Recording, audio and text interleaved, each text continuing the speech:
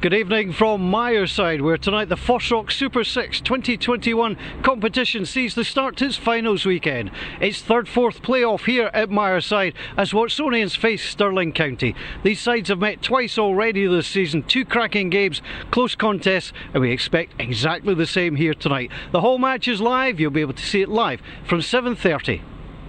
Just a short while ago I caught up with both the coaches, Fergus Pringle of Watsonians and Ben Cairns of Stirling County. Fergus, you come into this game tonight on the back of what was a really impressive performance against the Ayrshire Bulls. Has that been reward for your good play? Yes, the guys stepped up last Sunday. I think it was a big game for us. You know, we wanted to finish really strong, and Ayr, I think, had one eye on the final, so it kind of was a bit of a perfect storm. The big thing for us is we've got a 5-day turnaround. It's a tough game tonight against Stirling, and we want to back up that performance. You've had to make a couple of changes to your starting 15. Mark Morrison coming back in at 10. You've had a couple of late changes to make. No Matt Curry. Yes. No, listen, Matt was very good for us last weekend. He's not available this weekend, and Joe Reynolds is a bit ill, so he's not available. But we back the guys coming in. You know, Mark's done well for us throughout the season when he has played. So yeah, hopefully we can turn up and put in a good performance.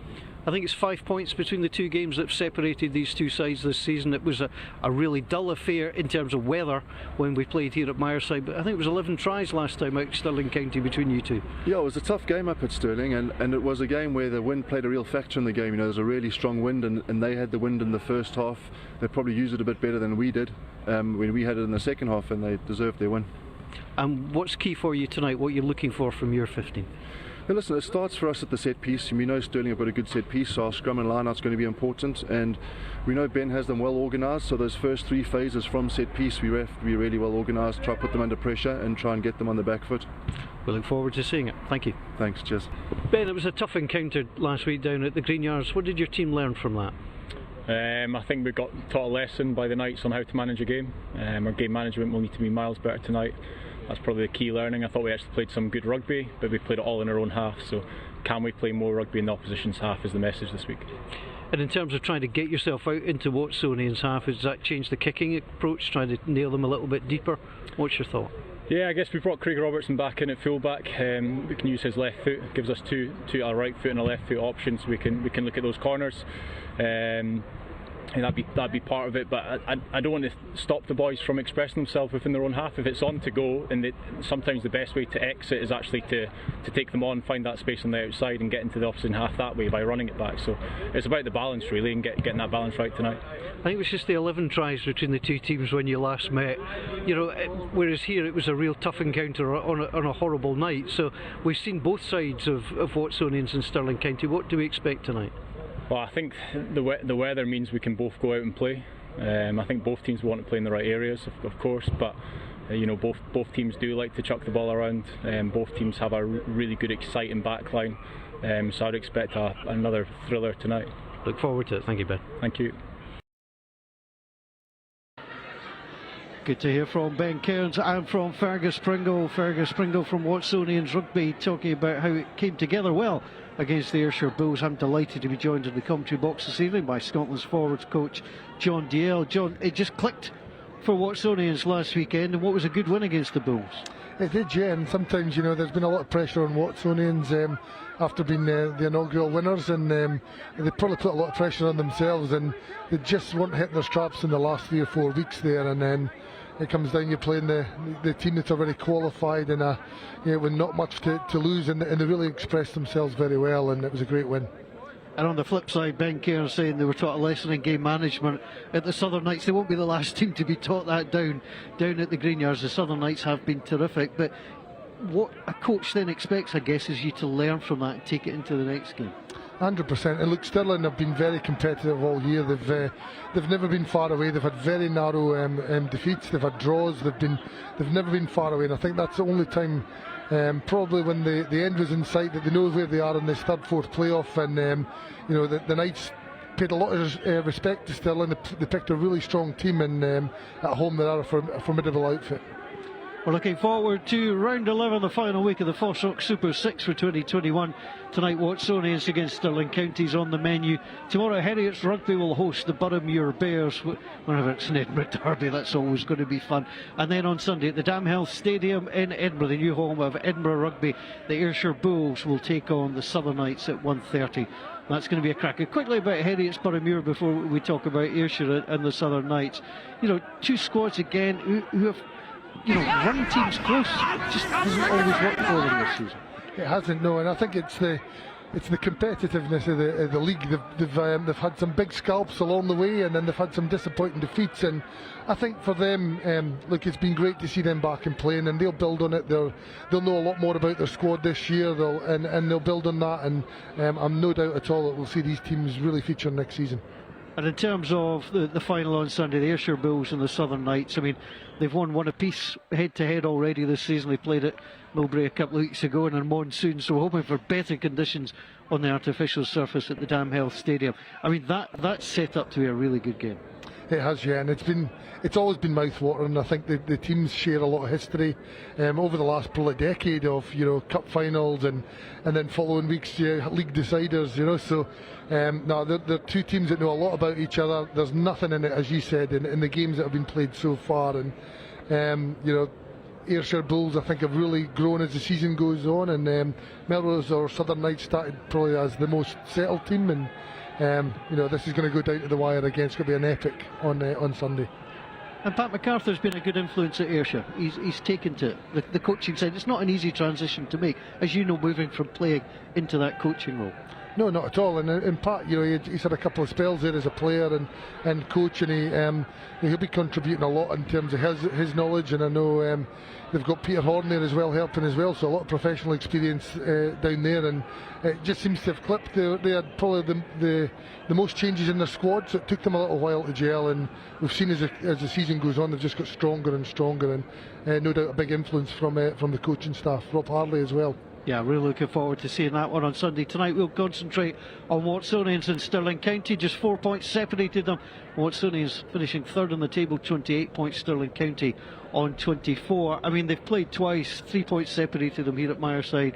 2 points separated them at Bridgeshaw. So just a 1 point game tonight. That'll do us, keep us on the edge of our seats. And both teams are capable of spinning the ball, moving the ball, but they also know how to control a game when they're ahead.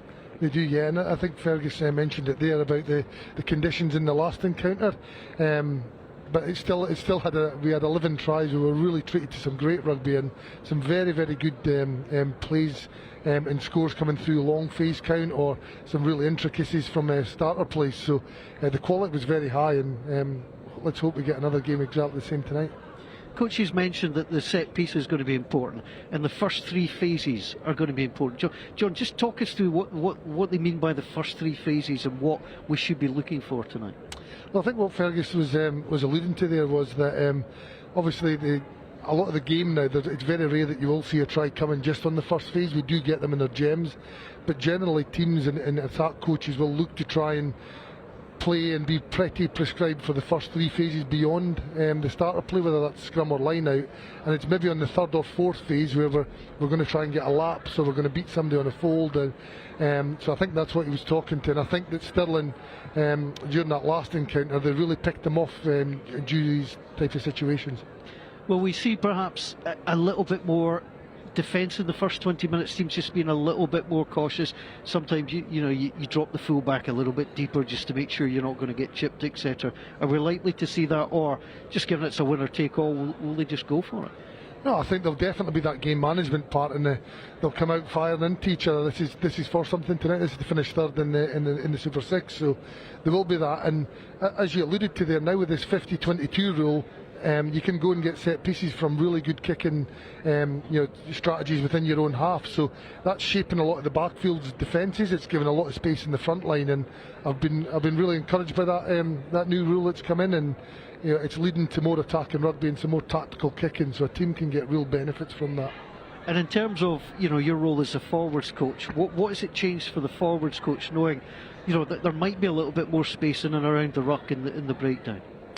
Well, just I think that obviously athletically now forwards have to be able to deal in wide spaces like backs. So we're not going to be trying to protect forwards and backs. We like to have the confidence in our players that they can defend in wide channels or around it. So everybody's got to be more aware of what the backfield looks like, and we've got to be able to defend at high quality with lower numbers in that front line as well. So as individuals, we see the athletic development of players now, and numbers in the backs are really irrelevant at times. Yeah, I mean, at times it looks like there's 8 back row players, playing up front, because of the way that they can move in and they can come forward. But equally, they could slot into a wing position just as easily, and it's made the game a lot more fluid.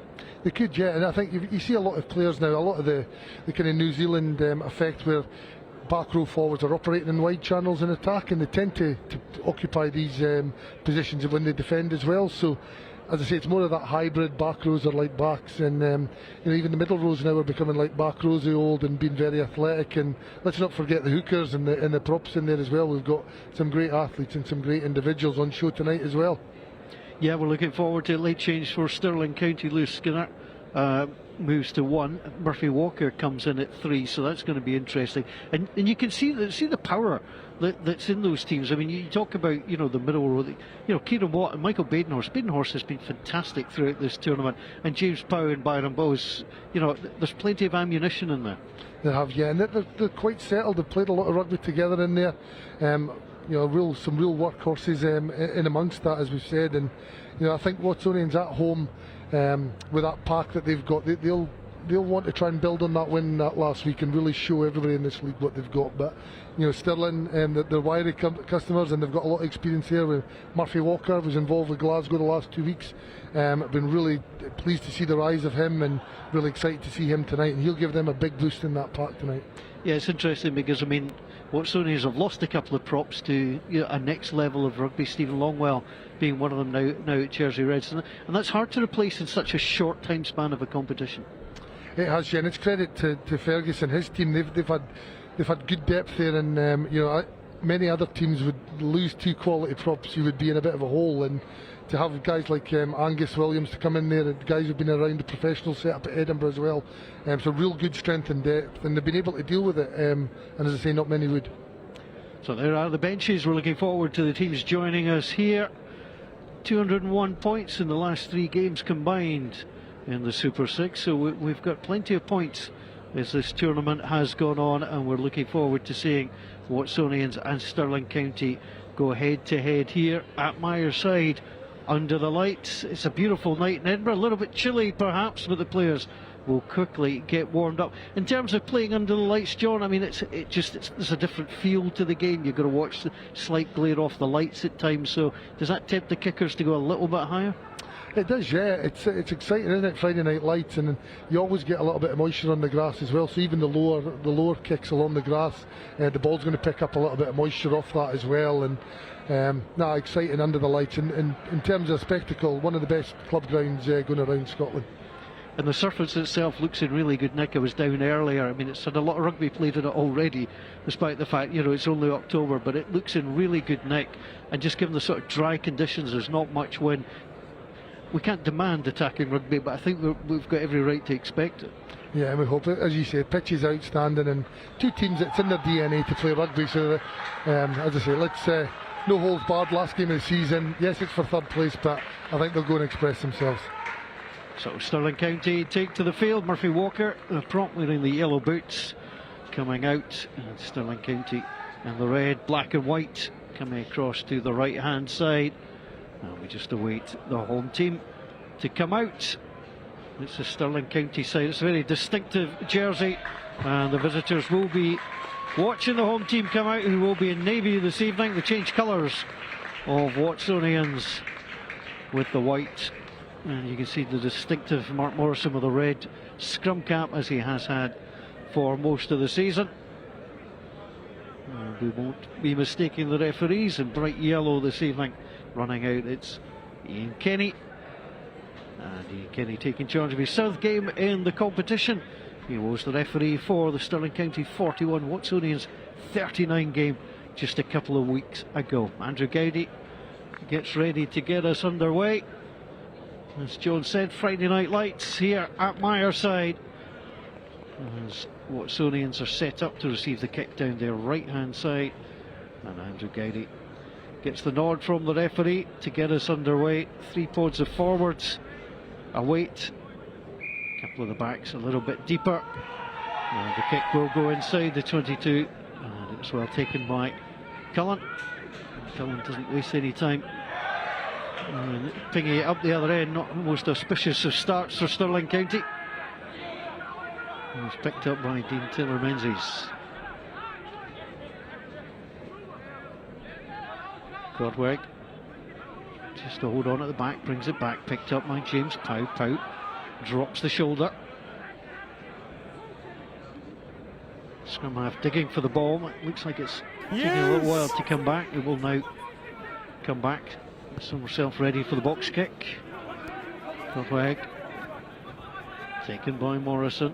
Morrison takes it for a run. Needs some help from Harrison Courtney, gets it. Here's Cullen. Driving down is Campbell Wilson. Carl Davis in between them. Comes deep. Again handled well by Stirling County. Don't advance, 8. 12, stop! Sent it long. And the kick that's slightly sliced off the side of the foot. And it'll fall just short of halfway. Don Coetzee with the kick. And just pretty much what we thought, just teams trying to feel each other out and get established. That's it, just that little edgy start, both teams trying to look for field position to try and launch and start the game on the right foot. It was quite interesting from the last game. I was able to do that. The difference in the two teams were around Watsonians. I felt that they had a very low ruck to kick ratio in their own half, so they weren't taking a lot of phases. They were looking to apply pressure. But Stirling actually, as Ben alluded to in his interview, they attacked back and they found space. That's a good steal at the line out as well. We'll move it forward. Courtney driving on. Cullen at the base. Cullen on to Morrison. Morrison plays it out wide. Opportunity for Ventnor to get involved in the action. Well, Fergus Pringle puts a high stock on the set plays and be delighted with the way that his side took control of that opening line out. Cullen out wide. A little chinking run from Coetzee, who's stepped up. A little chip ball over the top. Chasing across is Craig Robertson. It's a difficult one to deal with. That's a terrific little kick into the corner, and the fullback John could do very little to defend that. No, great game management there as well. They played phases in that middle of the field there, and that's an excellent kick there, just to go and apply a little bit more pressure to the Stirling line out. It's always frustrating when you lose your opening line out as well, but it was a good steal from Watsonians. It was, yeah. Now they're going to ask them to win their second one right on their own 5 metre line, so it's a game within a game. This part will be tightly contested all night. And as it's well taken by George Arnott on that occasion. Into the maul it goes. Penalty advantage. Watsonians have changed their mind, and that's a fairly cheap penalty. I don't want to be too critical, but that's a penalty that does tend to drive coaches nuts. Forwards should know better. Yeah, and I think they were very unlucky. It was just a little bit of a missed front lift there, because I felt they had a jumper up in the area where the ball was being attacked, and if the front lifter had got on him there, there could have been another steal. But as you say, a really soft to come down there and then give away an easy out in that penalty, which allows them to relieve that pressure.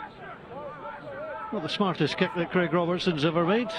And we're trying to get a little bit more with his next one. So Raynor Kennedy, the skipper, former Scotland under-20 player, made his Stirling County debut at 17.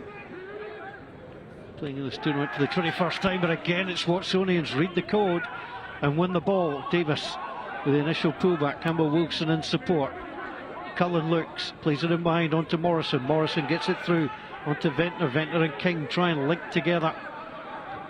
Taylor-Menzies on the tackle. Morrison, Coetzee steps up, faces up, he needs some help. Haydenhorst will try and drive in, so too Kieran Watt. Well, they did well to hold on to that. Here's Angus Williams. Cullen onto Morrison. Morrison with a little flip pass. It was too much for Ventnor, and the knock on was given. Just delivered a little bit too quickly. Yeah, and as I say, just that little bit of moisture coming on the ball there. It was a fired pass, maybe just a little bit more sympathetic, and Watsonians could have been in a really good position there as well, with a good shot side to try and explore. Yeah, it was a difficult one there. Sam Daly coming through at 8. So scrum down, so a couple of lineouts. That's 2 out of 3 lineouts dropped by Stirling County. They'll be hoping the scrummage platform can give them a little bit better. So it's Harrison Courtney, Cal Davis and Angus Williams up against Lewis Skinner, Rainer Kennedy and Murphy Walker. And they steady themselves. Caleb Courtweg, scrum half, New Zealander, 24 years old. He's played for Glasgow Warriors, and his side get the penalty. The referee very unhappy. The driving across. It just shows the quality there of Murphy Walker. It looked like they were under pressure on the Loosehead side, but he was able to show a really good picture to the referee there, and really important that he's coming back into Stirling and the team and being able to show moments like that. Yeah, it's been a frustrating season for him. I think he was a replacement against Watsonians. He just had the one start. That came against Heriots. I think he played 8 times last season. Started 8, came off the bench once. I mean, he's got a lot of experience at this level. Obviously, you mentioned he's involved with Glasgow as well. And the tricks of the trade come in, just that little bit.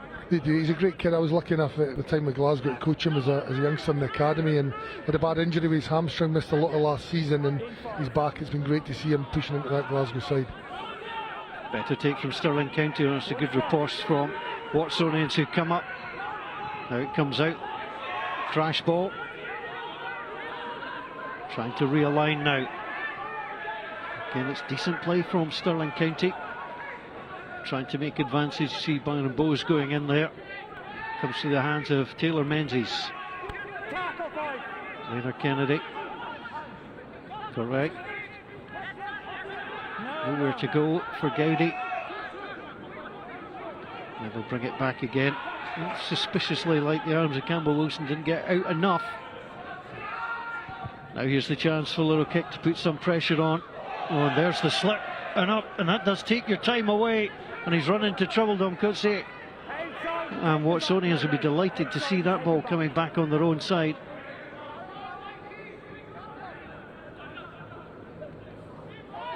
Well, a pick and go. They've lost a couple of yards. They won't be too bothered by that. Oh, now there's a little escape. There is absolutely nobody there. And moving away well is Ben Muncaster. Well, there was no guard there, but Muncaster, I think, is held on. Well, we see the good and the bad of Ben Muncaster on that occasion. We do, yeah.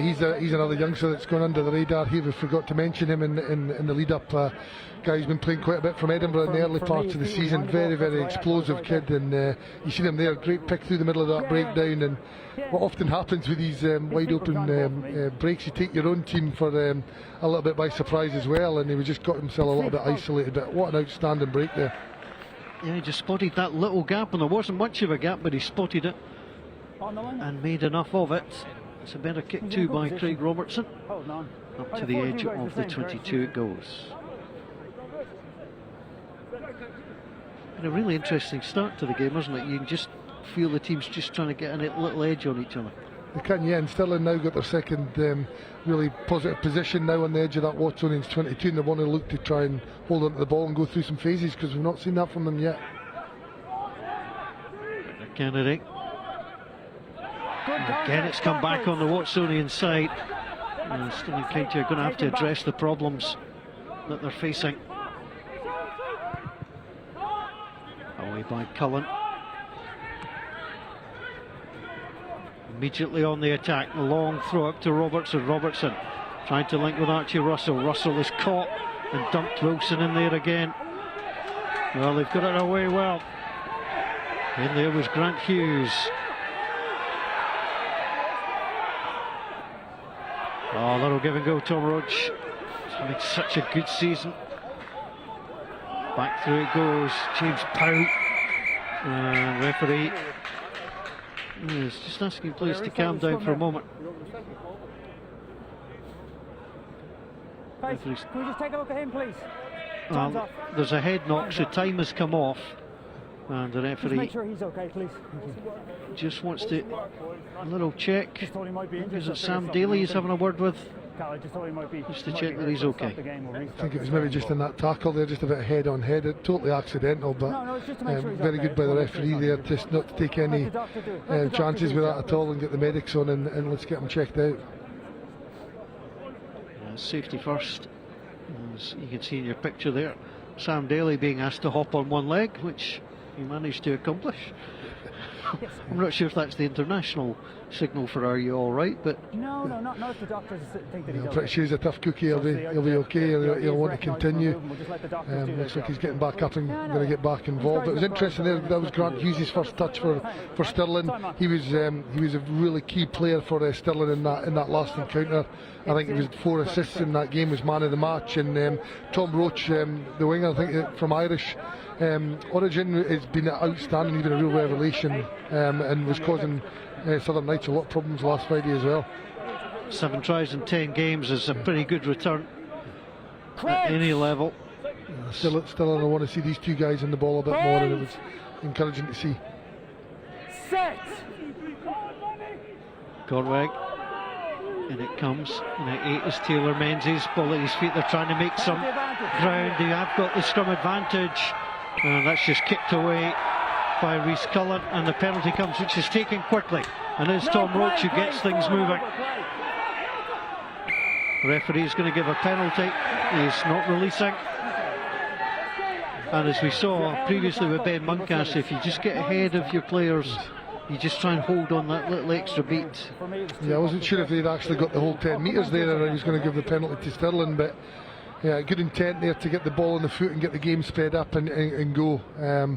And we've seen you obviously Watsonians are edging the line-out battle at the moment. Had 3 against the head, but Murphy Walker's getting his dominance in that scrum, and both areas could have a big bearing on where the match goes. There you go. So Cal Davis will come across. You see Tom Roach in your picture there. He really is electric. He's got great pace. Scored in 6 of 10 games this season, 7 tries in total. There's Skinner at the front. Kieran Watt is doing the lifting. Badenhorst up. It's with Davis at the back. He looks up. Don't change 6. Been told not to change his bind, and that is George Arnott with a black scrum cap. He's trying to hold on. Davis will now try to splinter his way through. Campbell Wilson in support. Sam Daly too. Tackle. It's coming in the hands of Rhys Cullen. They'll need somebody in to play scrum half. Michael Badenhorst says, "I'll do that." Cullen now back in the place he's supposed to be. Waves away Angus Williams as it comes out wide. Muncaster and Wilson at 6 and 7, so effective. Now here's Morrison. Morrison plays it through the hands of Harvey Elms. Elms on the wing runner at fullback tonight. And the ball gets played back out. Kieran Watt. This is good patient play from Watsonians. That pass was a little bit behind Scott King.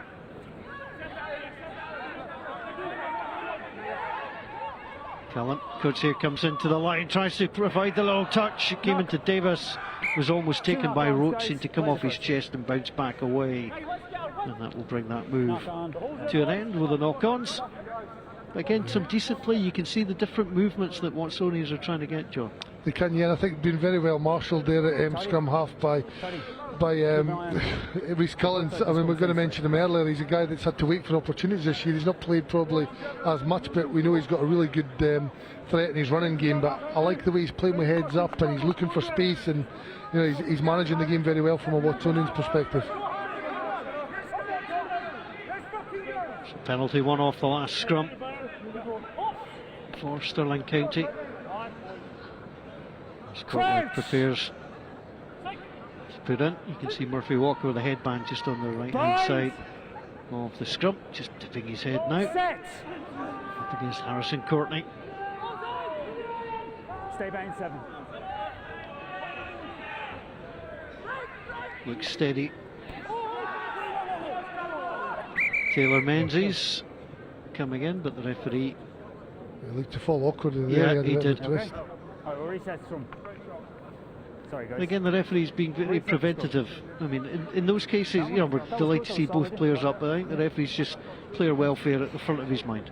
Yeah, indeed, Taylor Menzies, he's a tough cookie. There's not a lot of him, but he punches way over his weight there. He's a real talisman for that Stirling pack, and he looked like he had a really bad twist. So it was good again by the referee to ensure that there was nothing serious going on.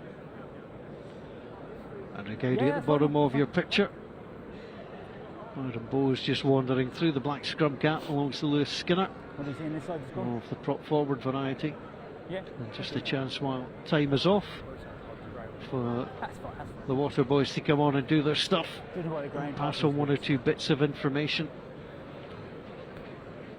You've been in plenty of forward packs, John. What are you saying at this point? Are you concentrating on the success of the scrum or the issues with the line-out?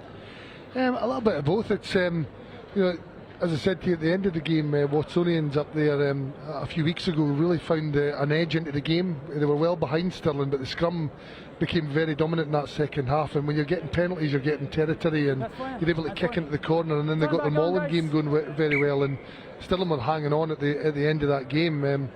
But equally, in terms of Stirling, that Murphy Walker dominance on the tight head side can relieve a lot of pressure there by turning scrums into penalties and getting themselves out of there as well. So no, it's going to be a well fought battle in both areas all the way through tonight, no doubt, and Stirling will be looking to clear the minds and get their line out back on track. At the voice of John Gale, Scotland's forward coach, former head coach at Melrose, coached Scotland under 20s, Scotland 7s, and Glasgow Warriors forwards coach as well. He'll be a busy man in the next month with just the 4 international games coming up, John. Just the 4, yeah, starting on Sunday, first camp, so looking forward to getting back into things. Tackle now, release. 36-man camp. 7 of the players have played at this level this season. That's encouraging for the Super 6. No, it's great, and with obviously outside of the normal international window, it's good that we can see both Edinburgh and Glasgow, the best the youngsters that are coming through, and work with them for a few days and see if they can push to be selected. Orweg gets the kick away. It went out on the full. That's good decision making that time by Harvey Elms. Just realised, got to stay switched on, realise where it came from. Just outside the 22, so out on the full. And the opportunity for Watsonians. Your scrum was. Just a little sloppy error there again by Stirling. It's going to give Watsonians a line out in a very, very positive attacking position. So Watsonians 5 out of 5 at home last season, 3 out of 5 this season. Elliotts and the Bears, the Edinburgh rivals, have both won on this ground as they've come together. Carl Davis is at the back. Davis, this is trademark Watsonians, and the penalty advantage for trying to pull it down is coming. Penalty advantage. And the referee will give the penalty. There is no way forward. The two little bits of anger afterwards, and the referee just waves things away. You need to be careful. We had a collapse from one and then a side entry from him. Be careful.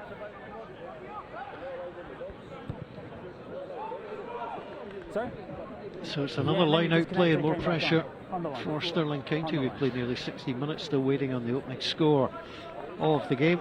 We had number 1 collapsing. And the driving ball's been a big part of Super 6, hasn't it? There's been a lot of tries scored, and you see there where one error can lead to field position, which can lead to penalty, and then now they're in the corner. So let's see if Stirling can hold this one out. Again, Badenhorst comes to the back. Carl Davis is there. He's got 6 tries in 19 games at this level, and most of them have come like this. One stop. Been repelled once. Okay, use 9. Now it comes out wide. King tries to play it. Morrison gets it off. Cutsier watches it. He could have put that out. They would have scored in the corner. Release, tackle. He just held on. Elms goes in again. Elms. Then it's deflected, and there's the knock on. And there's the inability to get it out to the wing. Ruth Smith would have been in easily, but the fullback just tried to nip on the inside. No, they'll be very pleased with that. Stirling, some very good defence of them all there. And then when it looked like Watsonians were going to go wide, they had a big number advantage, and so the kind of old steel that Stirling have about them there to scrap and fight for that and force them to go through a couple of phases and give themselves a chance of that turnover. So they'll be looking to take a breather here in Murphy to have a solid scrum and get the chance to exit. I don't think so. Yeah, just a man down just at the side of the post at the moment. I'm not saying he's not hurt, but it's one of those breather injuries as well, that you just get that chance just to get everybody back on a level playing field. That's a missed opportunity for Watsonians. They had Stirling County where they wanted them. It was, yeah, and as I said to you, it was they had them all going very well. In the 2 occasions they got to go for the line, but Stirling had locked in and probably overcommitted a little bit, made their defence a bit narrow, but that's just all about attitude and energy to get out there and, as I said, to force Watson to go through a couple of phases there. Great defence. Well, Ben Cairns, the Stirling County coach, will now be looking at just a good exit play. Scrum stayed steady. Taylor Menzies hit at the back. They were going for the penalty, they got it. And now the clearing kick, well, they'll just try a little chip kick to bring it in. Advantage because 14 is in front of the kick and offside, so we'll come back for the penalty. Stephen Hamilton had come up offside, so they will come back for the penalty. But you could see they were just holding it in just at 8, just to try and milk that penalty, which they got. Excellent. I think we've seen that early dominance from Stirling, and confidence has grown in that area. Real stability around the scrum. It looked very steady on both sides there, and they were able to get a steady platform. And Watsons will be looking to get the change of pictures for the referee and make it show that they can be dominant as well before the referee gets an impression on this game. Good kick away by Craig Robertson, was on the bench last week after 5 back-to-back starts, but he's back wearing the 15 jersey. This is the pictures that I'm seeing. What's a speed one?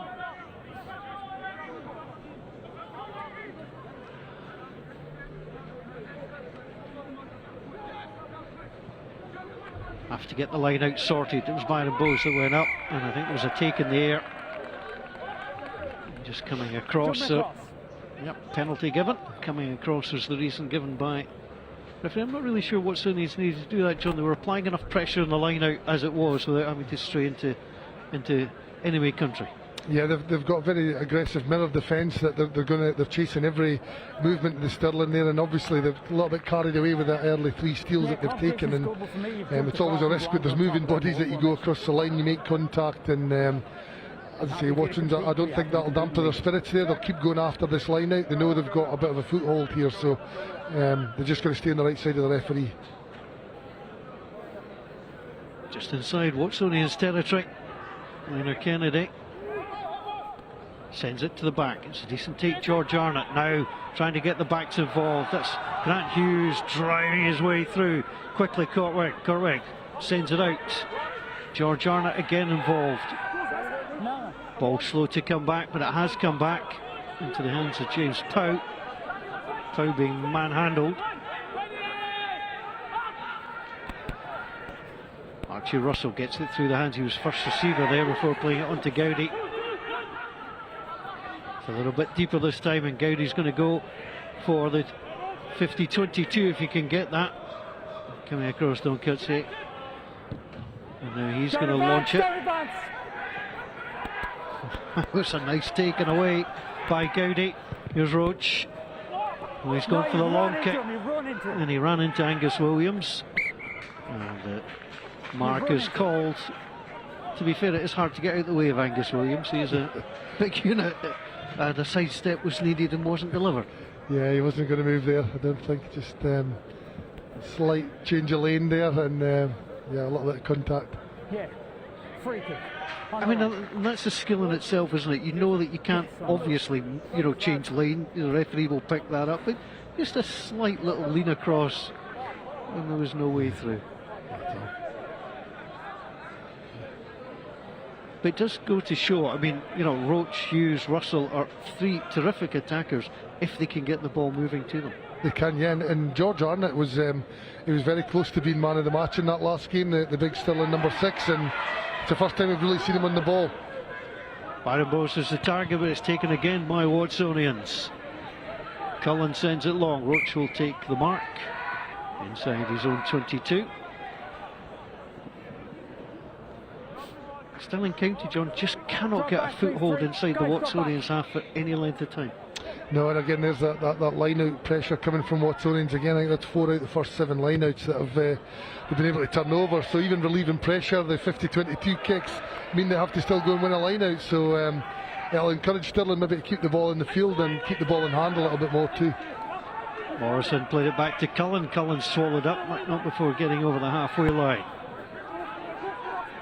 Harrison Courtney taking that into contact. Now here's Morrison off the right boot. Difficult one for Robertson, tried to stab it to control it. Now goes back and sees the navy jerseys and gets the kick away, but you mentioned just a little bit dampness on the ground and he slipped there as he tried to plant the foot. It's a sore one.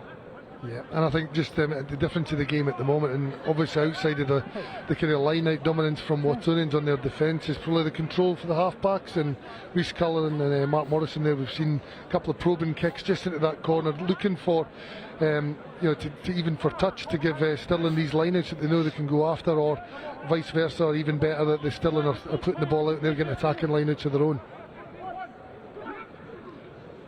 Carl Davis appeared in every game this season. It's one, it was bounced with a pass, but Cullen got it moving. Morrison on to King. Ventnor was calling for it, he had cheered support of Ruth Smith. Now it'll come back, there's a little pass on the inside. Great stop and start by Ben Muncaster. Cullen through the hands of Williams. Again, the Stirling County defence under some pressure, could see it. It's well dealt with. Cullen on to Williams. Tackle looked a little high. Here's Morrison. Morrison through the hands of Davis. Davis lays that back beautifully onto Cullen. Cullen gets it out. All the way through for Muncaster. Elms has to go in and try and help out. That was beautiful spin by Davis. I think he spun into the tackle. Now here's the opportunity, and it's Ventnor who's going to go through. Jordan Ventnor gets his way through. The opening points of the game come after 24 minutes. The Stirling County backline is punctured by Jordan Ventnor, and Ventnor goes through to score for the first time at Super 6 level, and he gets the first points of the game. Excellent work there. What was really stand out for me there was just the kind of quality of some of the carries there. Seen Carl Davis there, Ben Muncaster involved 2 or 3 times, and just the ability to work hard on the floor with a presentation married up with some excellent clearing work, giving them 2 or 3 the quick rucks there, and I thought excellent try there by Watsonians just to find that space, but quality of the carry and the clear work was excellent. And I like the way they mix it up along the line. Mark Morrison in there, Ruth Smith coming in off the wing. King and Ventnor moving across as well. It makes it hard to try and pick out who your man's going to be. Yeah, and when we're sometimes operating in a big space 4 before, it's that ability to change a line like that. And big Jordan Ventnor is one of a really exciting up and coming talent. From Edinburgh that's been out here getting an opportunity to play in Super 6 tonight, and a try on debut. I think that is for him, and a great line. He's done well, and here's the kick from Morrison. And that goes through as well. So a 7-0 lead for the home side, Watsonians, who are trying to follow up last week's success against the Bulls. 7 tries, the best try count of the season. Davis just bounced away from what looked like hard contact that he ran into. But there was the clever pass, King. And then Smith involved. Ventnor still had a bit of work to do, but showed good acceleration. I love the try.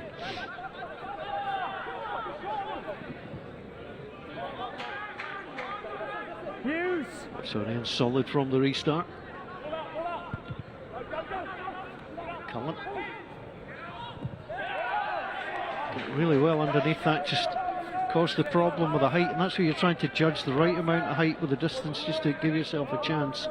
And in that case, Dean Taylor-Menzies could do very little. It was such a precision kick. It was, yeah, and a really good exit there, very sensible after you've just scored a try. Minimal phases, they didn't overplay there, just they set up a good field position, 18 metres from the touchline, and an excellent kick there, and here we go again. Stirling are going to go and try and win their own line out. It's not been an easy thing. Sometimes you just try and go to the front, but the more reliable jumper tonight's been George Arnott. That's where they go. Hard taking into contact there, Grant Hughes. There's 12 with a headband. Penalty advantage, not moving, not clearing the area, and there's an opportunity. It's Archie Russell. Russell goes through, looks across, throws it way behind his stand-off, but well recovered by Robertson. Yes. Roach goes in. County had no chance with that pass. There's opportunity, Byron Bowes. And the penalty comes again. Onto your hands. The referee not happy. Onto your hands. Trying to just finagle the ball away on that occasion. And not supporting. That could have ended badly for Stirling County, John, but it didn't. Now, could have been Grant Hughes again. They've got a real quality in the centres. Grant Hughes and Archie Russell heavily involved there from that play, and that's the difference in the game at the moment. It's Stirling and the two line-outs that they've had in that attacking part that they've been able to win have looked really threatening in their phases. If they can get that part of their game back on track, then we're going to see more of the midfield and Roche the winger getting involved in this phase play. Call comes in from Lewis Skinner. Skinner will wind his way back towards the front. Bowes a potential target, so too James Pow. Pow will come to the front. Numbers. Just matching up, and it is taken again by Arnott. He's been reliable. The ball has been smuggled to the back, and it is with Rainer Kennedy. Kennedy trying to drive his way through. The referee fighting to keep an eye on the ball. There's the second phase. This should be a try. That is textbook off a line out. Get them all going. Rainer Kennedy gets over the line, and that was really excellent play in the end. It was nicely done, just moving everybody in the right way, and there was very little Watsonians could do about it at the end of the day. And it was some terrific play from Stirling County. They certainly deserved that, and Murphy Walker may have been the man who got the ball at the very, very end. Just trying to watch who got it down.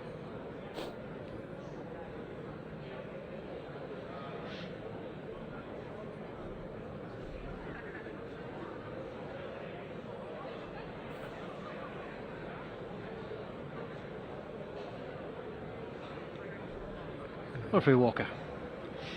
He's doing everything at the moment, Big Murphy. And again, look, it shows you how the strategies change a little bit as you get closer to your goal line. Watsonians, who've been very aggressive in the air, all over the park, made a decision to stay down there. And Stirling win their own line-out ball there, and they're able to set an excellent maul, which included Roche, the winger, as well. So he will take a lot of credit for the added weight that he added. That's a really good kick as well to tie things up. Yeah, Murphy Walker. I mean, Rainer Kennedy's the man that normally touches down from there, but they just got the ball all the way back onto Murphy Walker. Murphy Walker gets the score. It's his first try. It's his 12th appearance in the Super 6. Hughes.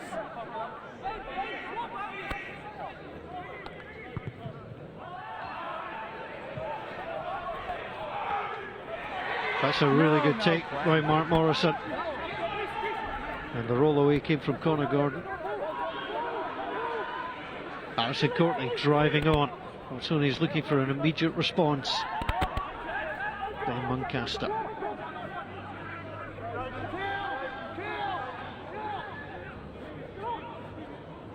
Morrison pulls the ball back. Badenhorst into contact. James Pow took him down well and then got himself immediately back up.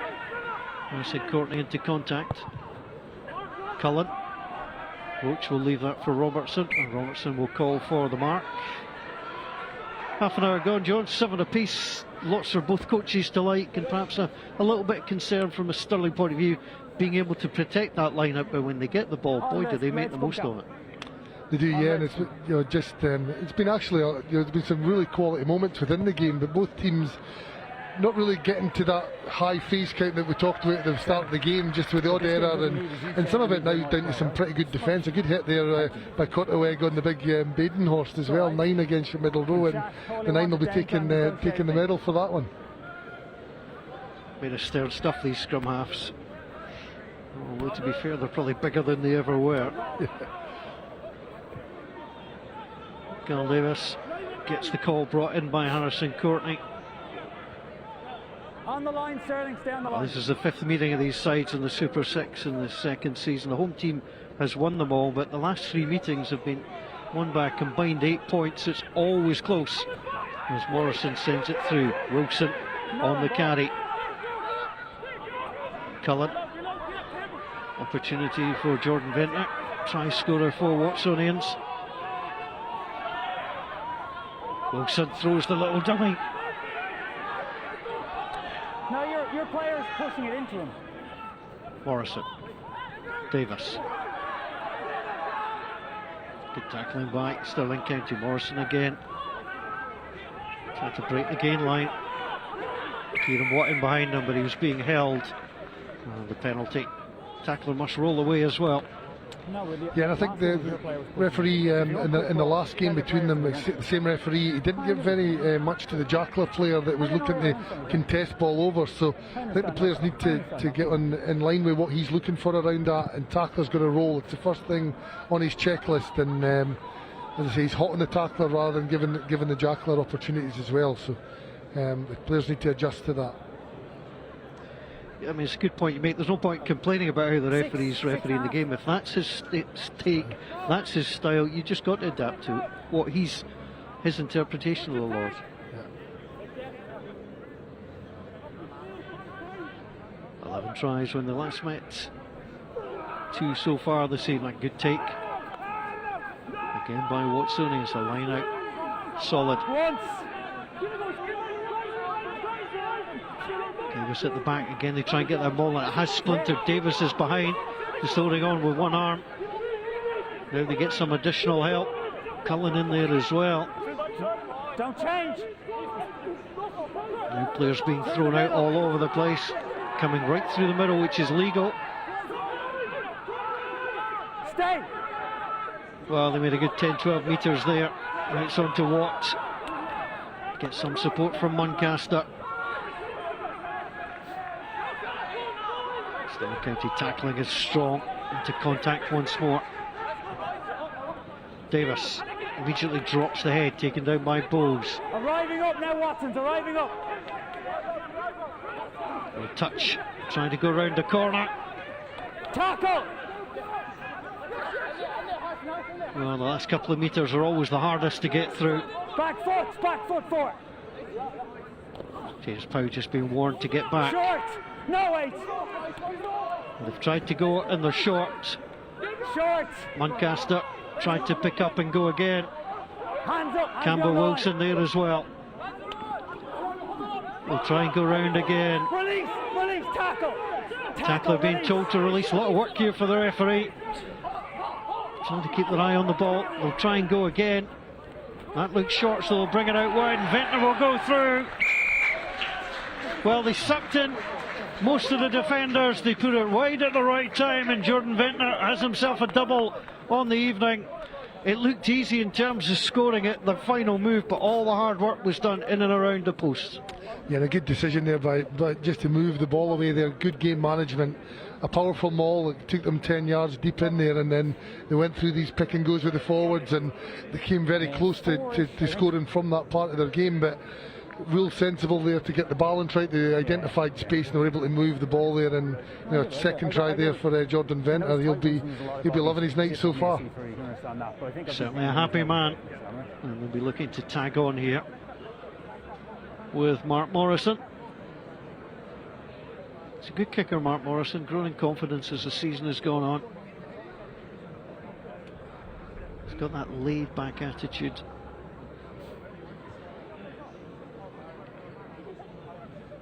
Just has the ability to shut out what's around him.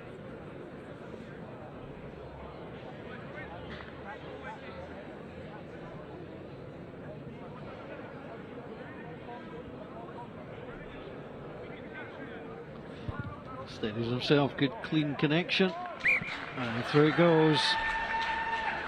Time to quick one. Thank you. The reliable boot of Mark Morrison. Well, there was the pass. Cullen got it out there. Morrison, and you can just see Ventnor in the perfect position. There was very little Stephen Hamilton could do against that.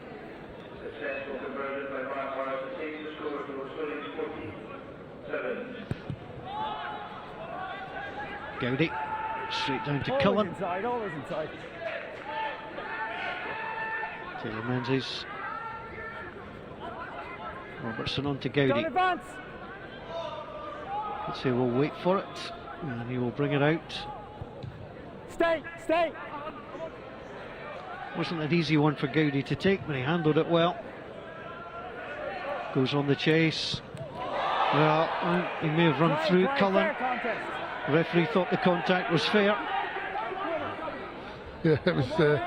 It looked a touch and go, that one as well. I don't know how much the eyes were on the ball, but referee and touch judge were well positioned, so doesn't look like there's been a flag, so we'll play on for the moment. Ball has gone backwards, but it's been thrown all over the place here. Smith tries to gather. He's off onto Kieran Watt. Stirling County trying to be adventurous, but it's not worked for them. It was Lewis Skinner saw the try line beckoning, and his heels held together. That's Angus Williams. Cullen has to go in there to try and help win the ball. Again, they've held on too long, and that will be a penalty for Stirling County. Yeah, just to come back to the coming together of the two players. Of course, we're watching from an elevated level, which may have made it look a little bit worse than it was, but I think the eye was on the ball. Yeah, it's a tough one, isn't it? It's a contest, the ball's in there. I think neither player goes in with any intent to do anything. They're both focused on trying to get the ball, and it's rugby. We get a couple of collisions, and luckily nobody's injured, and we play on. 90 seconds. Everybody's up and okay. Of course, and we're dealing with the laws of rugby union. Laws can be interpreted, and different referees will interpret in different ways, and players have to be careful. They will, yeah, and I think, look, that as we know, it's a contact sport, but there is a responsibility from the players as well to be safe and not be reckless. And as I say, we'll try and keep the game safe. There's big guys, and there's a lot of power and dynamic power going about, so we've got to keep it safe. But it's still, as you mentioned, a contact sport, and it's trying to legislate to make sure we keep the best of it. You've got two guys there, and one of them's in an offside position. Referee gives offside against Stirling County. He did warn them. And that's a poor penalty from a Stirling County point of view. You don't always expect to get pinged for it. You are trying to come up, but it just puts pressure up inside the final minute. It does, yeah. A couple of silly penalties in the same area now, which means that they're again defending in their own 22. The referee commands that area now from the line out in terms of offside. So when the arm's raised, neither team can advance, and clearly his arm there, and we've got Stirling advancing. So they'll be kicking themselves with the last couple of silly penalties, which gives Watsonians optimum positioning on the field again. So it will be the line out, deep in the corner. Badenhorst was a good target into the rolling ball. Stirling County need an answer to this. The ball is at the back, tucked under the arm. With Davis Cullen now in, trying to blind his frame. Bruce Smith in there too. Davis sends it out, and Reece Cullen goes through. And Stirling County only have themselves to blame for giving away the penalty, and Watsonians have made them pay. And it's the wee scrum half that's gone through. Reece Cullen scores his first try in Super 6. Yeah, and again, just some really good game management there from the 9 and 10. The forwards got all rights to go for the line there, and generally we can be a greedy bunch, whether we're picking for the line or going for the ball. But the 9 and 10 there orchestrating that opportunity down the blind side with the winger, and a well finished try. And Ben Cairns will be frustrated. It was a cheap penalty to give away, and Watsonians just opened up the gap. They were trying to concentrate on the forwards, and there just a little split, and out it came through the hands of Smith, and then Cullen with a simple task.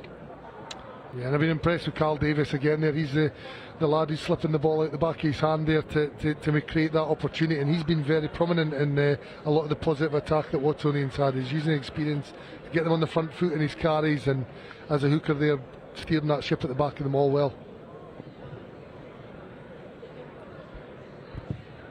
Morrison for the conversion, the last action of the half, and he has kicked tremendously well. That's a terrific effort by Mark Morrison. 3 out of 3 from the conversions as the first half comes to an end, as the replacements of Watsonians pat their first 15 on the back. Certainly a job well done, and Stirling County have a lot of work to do in the second half, John. They do, yeah, and I think this they'll get in there with Eddie Pollock, the forwards coach experience. He'll have a plan to try and hopefully get their line out back on track. They've got the edge in the scrum, which is a real positive, and they can use that to go and drive outcomes in that second half. And I'm pretty sure Ben will be having a chat to them around their discipline. 3 or 4 just soft penalties in that last 15 minutes there, which probably are the difference in the games, given a very strong Watsonians pack. Too many opportunities to come for the line. At the scoreline at half time, you can see 19-7 the conversion successful, so we'll pop that up to 21-7. And there's the scoreline at half time. It's been a terrific piece of play from Watsonians so far. Hope you're enjoying all the action here at Myerside. It's been a terrific game. It's been a really good competition so far. Earlier on this week, we caught up with former Scotland international Chris Patterson to look back on the last 10 weeks of the 2021 FOSROC Super 6 competition. After 10 rounds, we've reached the playoffs of the FOSROC Super 6, and I'm delighted to be joined by Chris Patterson to discuss some of the moments that have mattered this season. Chris, thanks for coming along. It's great to see you this time in person. I know, it's been a long time. Yeah. Before we move on and talk about the playoffs and all that kind of stuff, I wanted just to kind of pick your brains on the competition so far and what you've made of the whole tournament. I've really enjoyed it, to be honest. I've really enjoyed the importance it's been given. I've enjoyed the window it's been in. You think back to getting rugby back after the last 18 months, 2 years, it was brilliant. And for that to be FOSROC Super 6 rugby, I think was excellent. We've got some quality games. If you look at the 10-game season so far, I think it's been a physical league. It's produced player improvement. It's been great for coach development. It's great for match officials. They've had to make really tight decisions under pressure with a consequence in terms of the number of games being so close. I think there's almost 45% of games, I think, finish within 1 score. I think if you expand it out to 2 scores, it's 63-64% of games. So they've been tight. And in those tight games, the decisions match officials make, the decisions coaches make, and the skill execution and decisions the players make have all been under pressure, which I think is a great thing for developing individuals and developing teams. And on top of that, I think there's been some fantastic rugby. I say loads of close games, games won at the death, we've had drawn games, we've had underdogs winning, we've had changes at the top of the league, we've had teams going on a journey. So all in all, a pretty successful last 6 weeks or 10 weeks. Yeah, definitely. And one of the changes this season was the fact that the season started early and it was summer rugby. How much do you think that made a difference to the players and the coaches and that kind of stuff? I've really enjoyed it. I think the climate, the weather made a big difference. A lot of those games, not all, but a lot of the games were played in really good weather. Fast tracks, hard grounds, dry ball. There's an element of heat to get. I mean, we were at the opening weekend in Ayr and pretty much almost got sunburnt sitting commentating. It was like, this is different for rugby. But I think the period prior to that, where the players got together and trained and had the pre-season in better weather, was important as well. They also built up this real desire to play again. That you know, the players have been starved of action for so long, like everybody else, at all levels of the game. I think just produced this moment of just desperation to get rugby back, and I liked that window it fell in. You know, say the final weekend, this weekend, and the weather's still reasonable, and it definitely has an effect on player skill level. Now, if the players are playing in the FOSROC Super 6 want to progress, you've got to play in all types of weather, but we've seen that as well. We've seen Millbrae 2 weeks ago, 3 weeks ago was a fairly wet night. We had wet night earlier on in the season, so it's not all been dry ball. There's been you know, different conditions to play in, but I do like that window that the competition's been played in, and I think it's been a success. Definitely, and looking ahead to the playoffs then, and no better place to start than the final.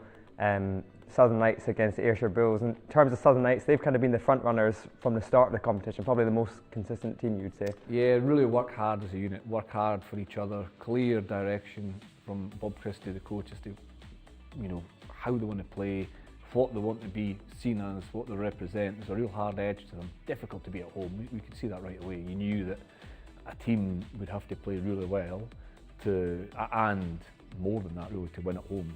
Think back to a couple of games, the Boroughmuir game down at the Green Yards, where Boroughmuir were the better side, but Southern Knights still found a way to win, and they did that time and time again. So opening weekend was a draw away at Stirling, and they've had 2 defeats away from home, one against Ayr, one against Watsonians.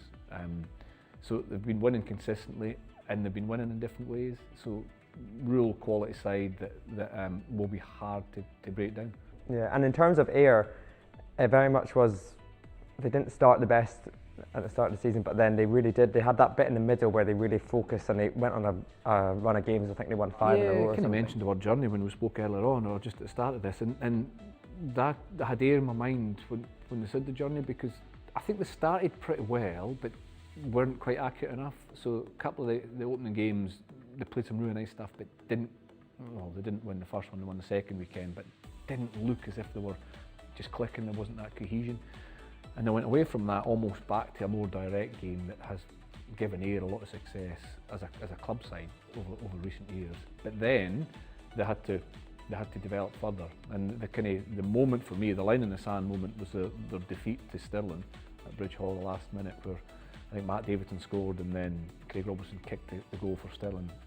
And at that point, week 4, 5 perhaps, maybe week 5, it was almost Ayr had to say to themselves, Ayrshire Bulls had to say, listen, if we don't go on a run, we ain't getting to the final. So as early as that, and that's what's on about being under pressure, making hard decisions and being exposed to consequence, they had to make a stand and go on a win and run, or they wouldn't have been near the final. And they did exactly that. And they did it by being clear in what they were trying to do, but also developing their game, and they've got an all-round attack, big up front, some quality back. So they're a well-balanced team, certainly on the rise as they build towards the final.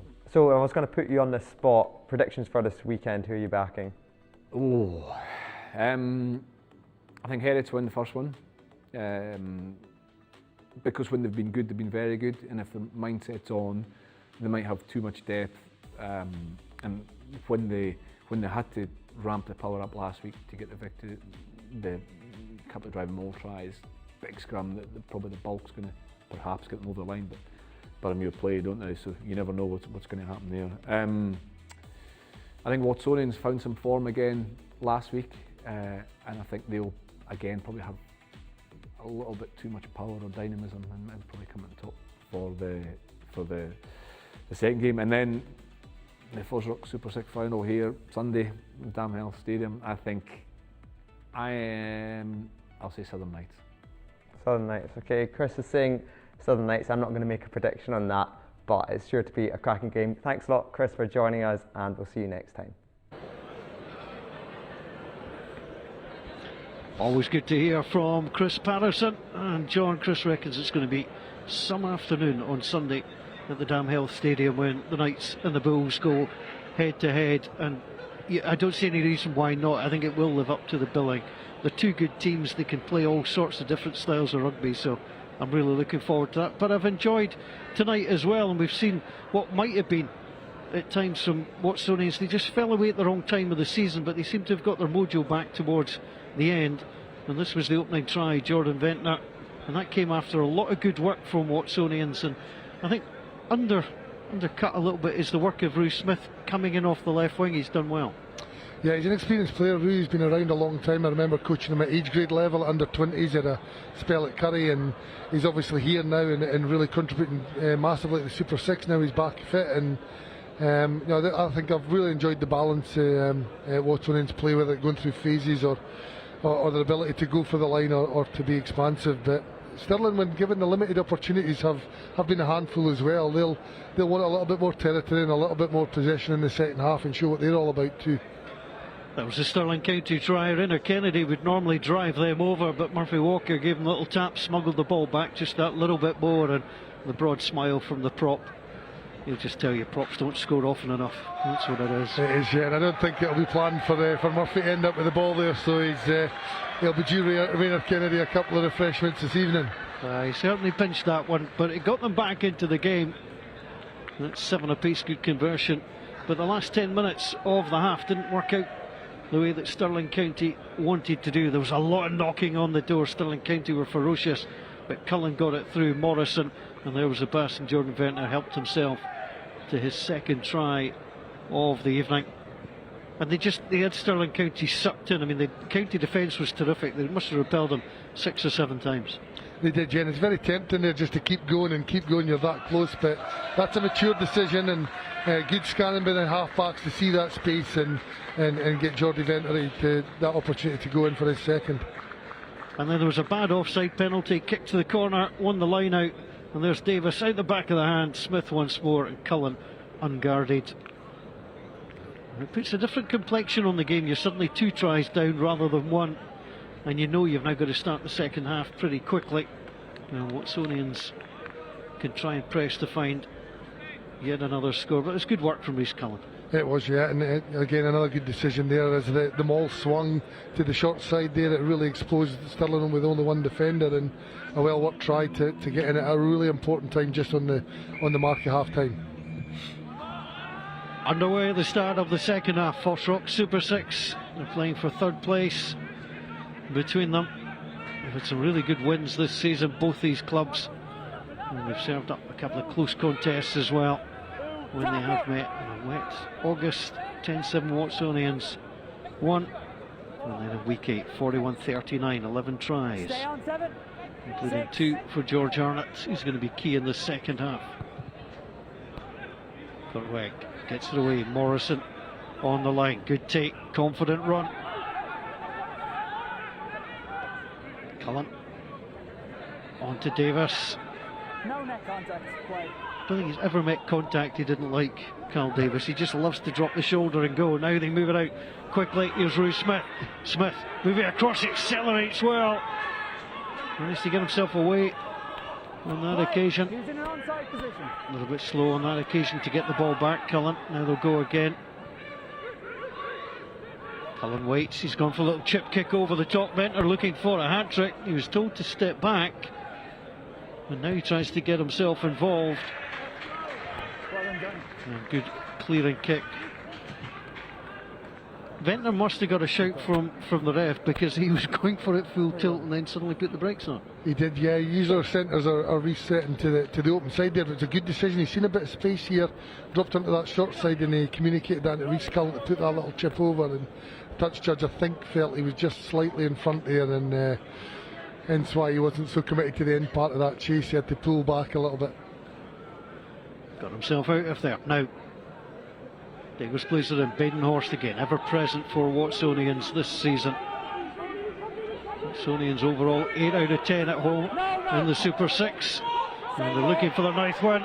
And Davis is going. There is a defence that is struggling here, and Watsonians are piling it on. 1 stop. That was 1 stop. Now it comes out to Cullen. Cullen sends it across. King into Morrison. Morrison can't see it goes. There's a little gap if he tries for it. Sends it out wide. It's a difficult one for Elms to take. And now on the intercept, and here comes Stirling County.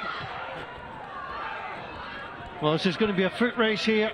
It was brilliant play from Archie Russell. Russell tries to go in, takes the tackler, and play swings from one end to the other.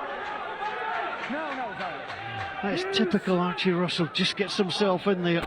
It was end to end there. It looked all but certain that Watsons were going to go in for their 4th try there, but a great defence and a great read in that wide channel, getting nice and high, getting in the passing lane, and interception. It's really turned that play back on its head. It's sent long. Comes across into Stephen Hamilton. Hamilton from inside his own half, going for the 50-22, and it is going to work because it comes spiralling off. Good see. And it's the Stirling County fans you can hear in the background. Well, they were on the verge of conceding a 4th try, and now they're knocking on the door to get back in the game. Yeah, a lovely kick there just to transfer the pressure, and these moments from that interception there by Russell and Grant Hughes, you see how much it means to Stirling here, really geeing up his troops, and now they've got an excellent position to get themselves back on the scoreboard here early in the second half, and really make this a contest again. Hope you're enjoying all the action here. Stirling County this season, 30 tries in 10 games, spread across 13 different try scorers. The line out taken. 1 stop. Don't change line 4. Kennedy motions to get himself back on side. The maul continues to drive. It's splintered off. And again, you can see Muncaster trying to hold up. 2 metres short. Good hold up at Stirling County. Come again. Russell wrapped. They were trying to call for the ball, but they have got the ball down. Watsonians up very, very quickly indeed.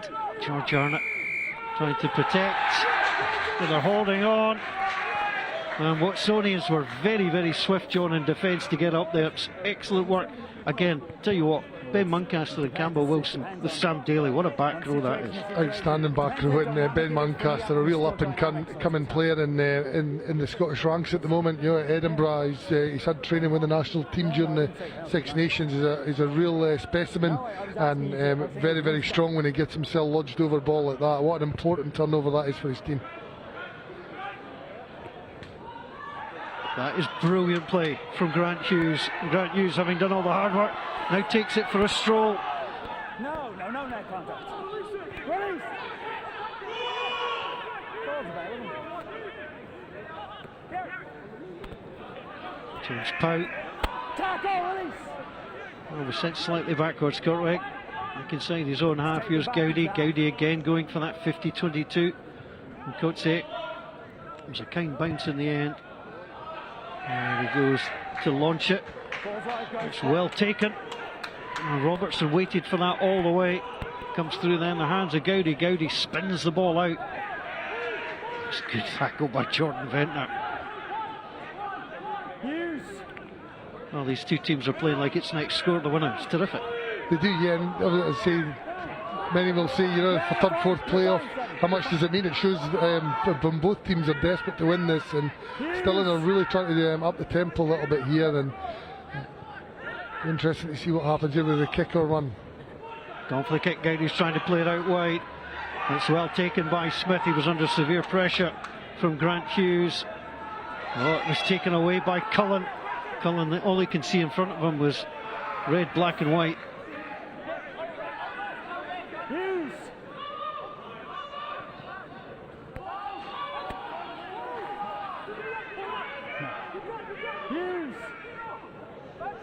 Cullen. Lancaster tried to go into reverse.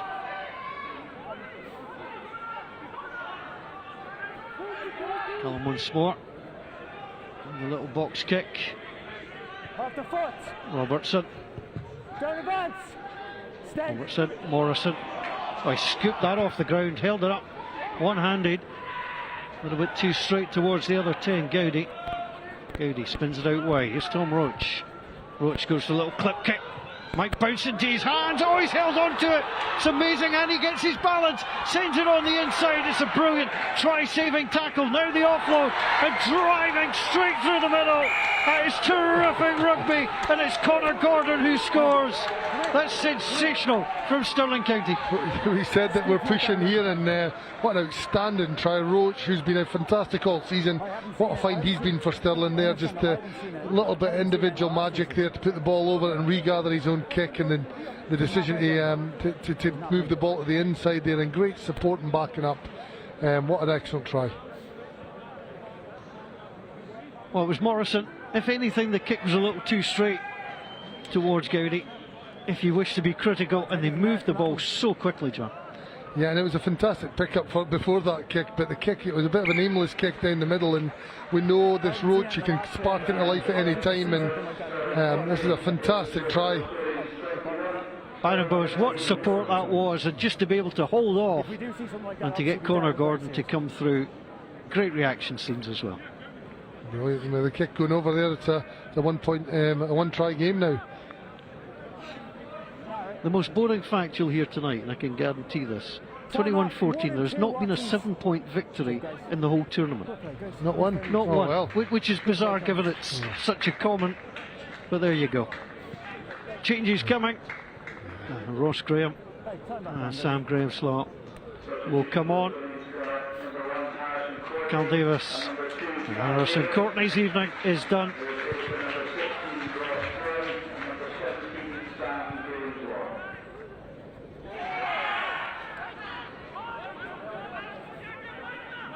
Referee satisfied there was nothing wrong with the tackle, player falling. Flag gets it out on that far side. You talked about it just when we were on at half time, that Stirling would have a word with the pack, try and settle things down and sort out one or two things. Looks like they've achieved it. They have. They look a lot more balanced, and you can see when they get that equal possession of ball, just how exciting their backline is. Grant Hughes has been rallying the troops. He's been at the heart of everything that's been good about Stirling, whether it be kick chase or making tackles, double efforts. He's really driving his team forward, and I think we've got a few more twists and turns before this game's finished. And as we chat, that's Watsonians line out now, starting to have its first error. Something about the line out tonight. So the scrum will be given and go the way of Stirling County. So you mentioned Grant Hughes, I mean, ever present this season, which is hard to do, you know, with squad rotation and things like that, but he's such a key player for Stirling County. He is, yeah, and he's a lad that's come through academy systems, and he's been in and around Glasgow Warriors. I'm pretty sure this is the beauty of Super 6 now. These players will get a second opportunity playing at this level and this exposure, and he's been fantastic in every game I've watched for Stirling, and no doubt the pro team coaches will be having a look, and maybe there's an opportunity for him further down the line as well, which is what the competition's about. Developing players, developing talent, take it up to that professional level. And just coming through, Campbell Wilson offside. And Campbell Wilson will have to retreat, and a penalty given against. Yeah, and just a little bit like Stirling at the end of that first half, when you compile an error with then some indiscipline as well. Stirling are now going to get easy yards up the field, and it's just going to transfer a lot of that pressure that Watsonians have had on Stirling in the early part of this game. Out of play on that far side. Watsonians won 4 of the first 5, just won 1 of the last 5. They've come close a few times. They've had, try bonus losses, which exceptionally frustrating. You get the try bonus, you get the losing bonus point. That's how close you come from a Watsonians perspective. They got it right against Ayrshire. Just have to make sure they manage this one a little bit better. Yeah, when you go on a run like that, in the middle of it, you get a few scars and a lot of demons in your head, and I'd say that win last week would have given them a lot of encouragement, but they're still low under the surface, and still in keep applying pressure, and it can play a big part. 21-14, 51 and a half minutes played. An absorbing contest. King Inventor, the centre's on the tackle, but wait, plays that in. Bowes has spotted a gap and he's off. Taken down by Muncaster, but he's got off to Archie Russell. Russell has a man at his shoulder. He might not need him. Archie Russell might get dragged down. He's almost over. He is over. Harvey Arms trying to bring him down. It's another sensational score. Archie Russell gets himself over the line. It's his 4th try and 10 this season, and Stirling County have roared back into this contest. That's another fantastic try. There was a lot of work to do there when Russell had received the ball there, so showed some excellent pace, which he's not renowned for, but showed some good gas and some clean set of wheels there to get in for that score. Well, you could see the effort that was there, but he just got it over the line. Harvey Elms did what he could. Well, this looks like a reasonably straightforward conversion attempt to come from Andrew Gowdy, and if he gets it, we're all tied up. And a great support line there. I think it was Bowes again with that little line break and a lovely little inside pass, and Archie Russell there did, supporting well on the shoulder, and what a fantastic try, and well finished. There's the kick. It's low and it's no good. He didn't get the kick that he wanted there, so the conversion missed. And that takes the shine off a little bit. But when you come from 21-7 down, it was a great run initially by Bowes. He just waited patiently for the gap to come, and Archie Russell gave it his all, almost tracked down. 2-point game. Yeah, all on now.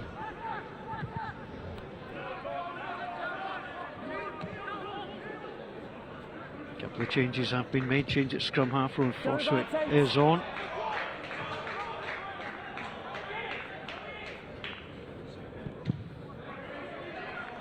That's well dealt with. Campbell Wilson has also been withdrawn. Carl Main is on for Watsonians. Marcus Holding in your picture. Stirling. Also made Stirling. his way onto the field. Callum Cruikshank wears 20 in a blue scrum cap for Stirling County as well. Step off. Step in. Hold please, guys. For me, since you've come on, the gap is too big, okay? That's your mark. You step up, you to there. Step at the back, Stirling. Well, Lewis Skinner and Sam Grahamslaw Step out. were told to come a little bit closer together. Ross Graham, Badenhorst. Dropped immediately off to Main. Now here comes Graham again. Frostwick. Williams. Grahamslaw was in providing support. Morrison plays it back onto Scott King. Frostwick, that was just taken and no more. Frostwick again, Morrison decided to hold it, runs into the arms of Byron Bowes, snared him like a bear.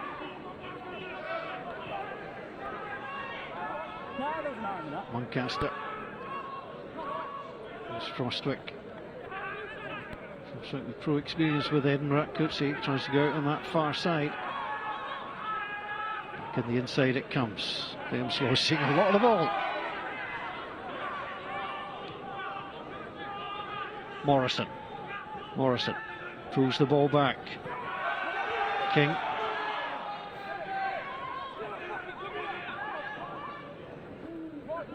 There's Kieran Watt trying to drag his way through. Kieran Watt, 21-year-old, 6'3". Now Ventnor with a little offload, snared on that far side. Frostwick, Grahamslaw. It's like they've decided just to pass to each other. It was a little bit low. Smith into contact. Williams driving him on. It's Carl Main. Morrison. Ross Graham. He's going to have to take the scenic route. 2 men are after him.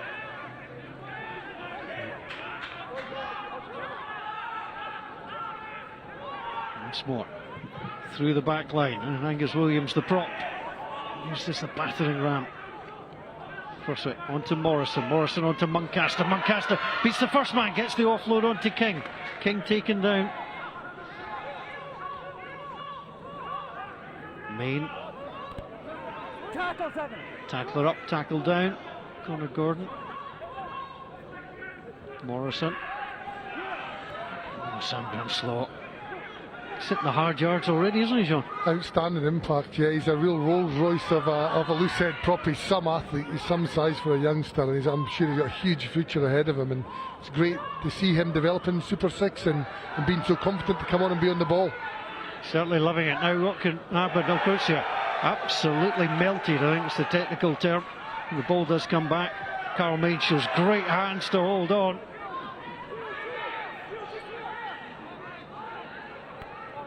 Frostwick again, on to Morrison.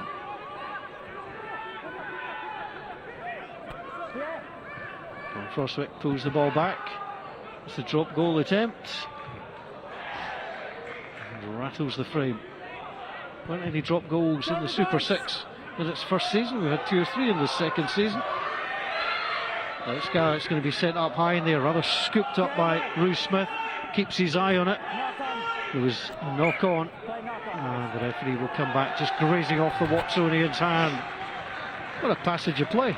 It was, yeah. It's probably the longest phase count of the whole match, and I think Stirling will come out of that with a hell of a lot of confidence there. I don't know how many phases that they went through, but Watsonians were battering at the door. There was the odd very good carry, but that was then married up with a really good collision on the next defensive effort, and they were able to keep Watsonians relatively at bay. And nothing more pleasing for a defence or a defence coach to see after multiple phases the standoff drop in the pocket to go for a speculative drop kick. So a real win there for Stirling's defence. A change will be made. Kieran Watt will leave the field of play. Marga van Niekerk will be introduced to the action. Time back on, red scrum. So Watsonians, who went with a 6-2 bench, 6 forwards, 2 backs. We've seen 4 of the forwards on. A big impact by Ross Graham as well, the hooker.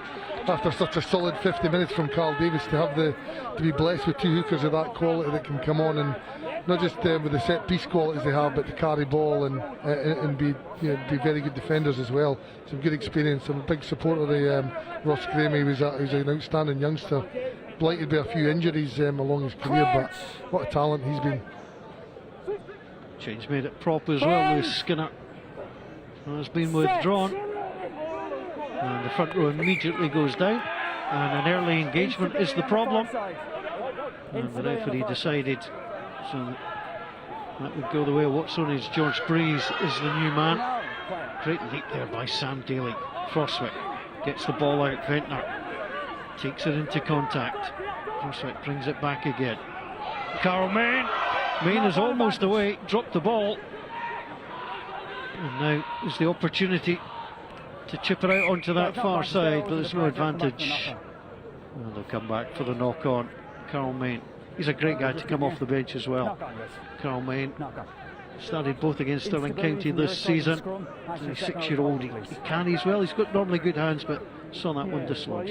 Yeah, a really good carry for him there as well, like good footwork to get beyond the contact and that leg drive, and I think just part of the impact of the tackle collision there, the ball was dislodged, but he's been very prominent as well. The bench are making a big impact for Watsonians, and that's maybe a little bit more quality on that Watsonians bench with the 6-2 split, but still in our state, sticking in here, and the defence is coming to the fore.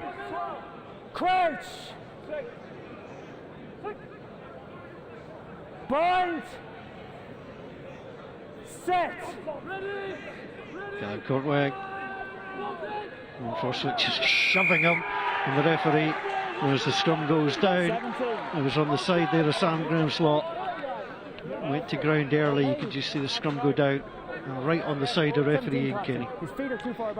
We said right at the start that areas of the game, whether it be that line-out dominance from Watsonians or Stirling from the scrum, it can be game-changing, because you can turn here, which is a kind of perilous position pretty close to your post, into a scrum penalty, and now they're up to the halfway and they get the ability to launch another, which has been really promising attack from in this second half. And they've tidied up their line-out, which has been ideal.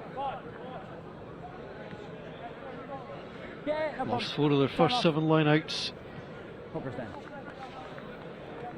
I've just seen a lion go past, I have to say, but it was a British and Irish lion. Scott Hastings has just wandered past us. Rather than we're not in any danger, you don't have to worry, his time is off at the moment. Just checking out Ross Graham. The attitude of both teams, John, they want to play rugby. It's the 3rd, 4th playoff. They both desperately want to win this, and it's reflecting the way they're playing. Yeah, and we've seen by the previous 2 encounters, there's not anything really to separate the teams.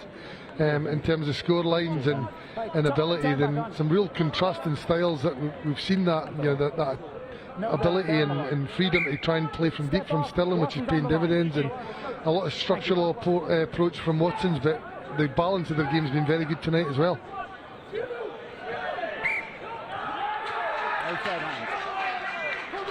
Referee again not happy with the way the ball's coming in.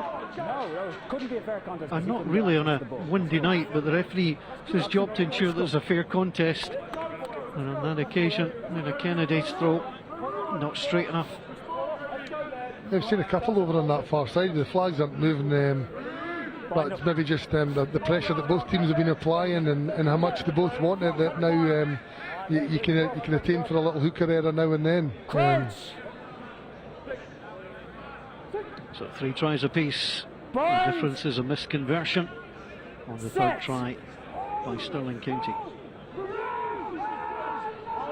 In by Frostwick. A couple of appearances off the bench for Edinburgh Rugby. Frostwick on to Morrison. Ventnor has broken through the line. Don't say he's there if he can get the offload, but it's intercepted. Well, they were so close to getting it out wide, but it's excellent work by Stirling County. I've been told to use it. Marcus Holden. Tackle. Use 9. Well, we've been told to use it. Watsonians trying to drive their way through. Main had 1 go and then a second. The kick is blocked. It will come into the arms of Van Niekerk. Morrison, there was a gap, but he's gone for the long high pass. Backwards. I say there was a gap, John, but it's easy for us to see it because it was a great angle for us. Couldn't quite see it at pitch level. I thought it opened up for him.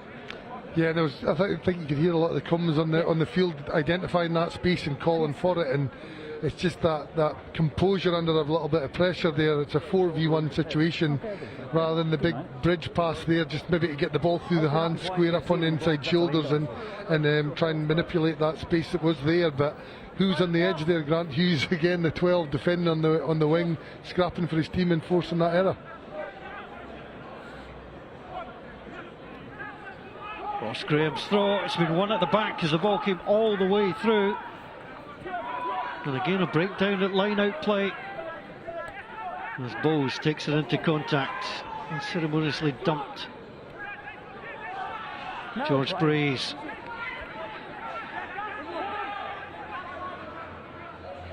Breeze taken down, comes through the hands of Marcus Holding.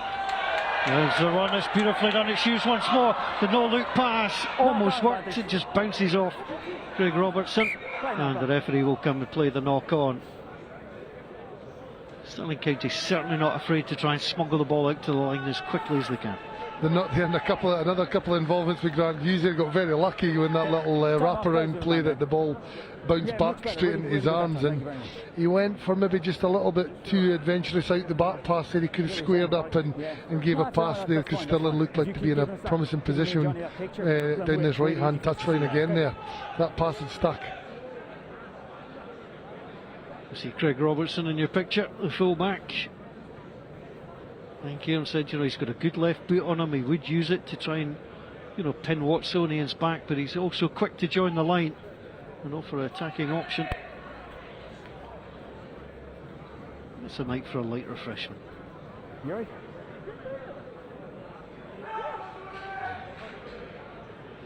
You okay to go into a scrum? Referee just checking on Murphy Walker. He was down on the far side. Murphy Walker will be okay. He's going to take his place in the scrimmage.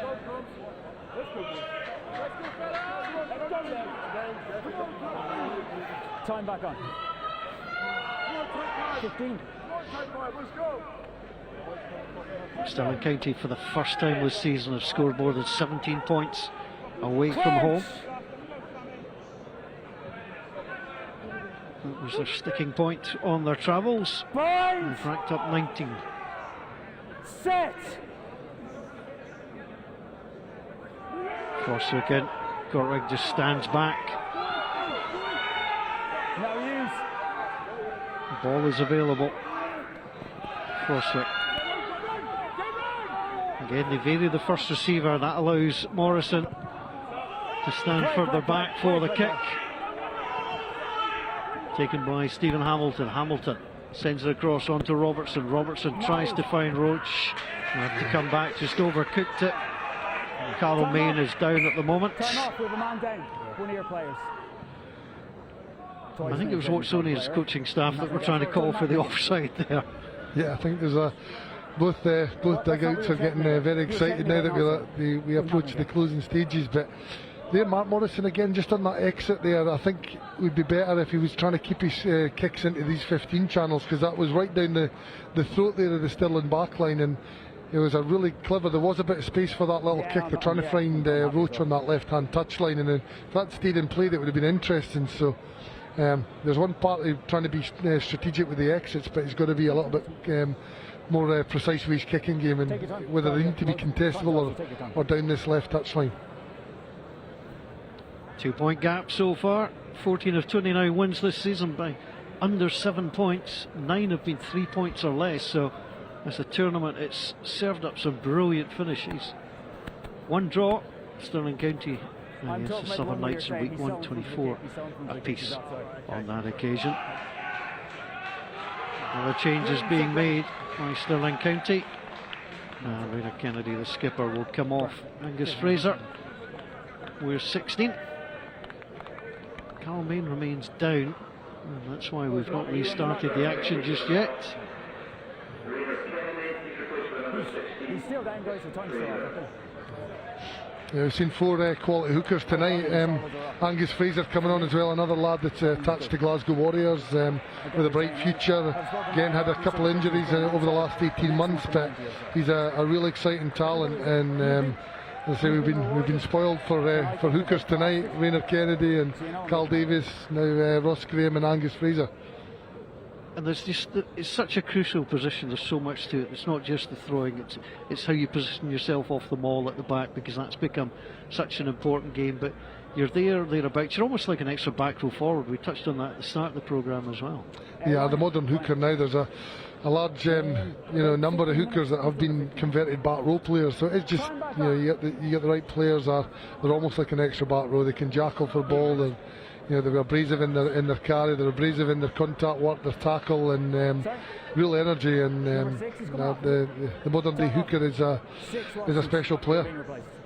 Does Stuart McAnally get a little bit of credit for turning it back into that kind of position? He moved from the back row and showed how successfully he could be at international level. Yeah, we're very pleased and blessed with the hookers that we do have up here. Fraser Brown as well.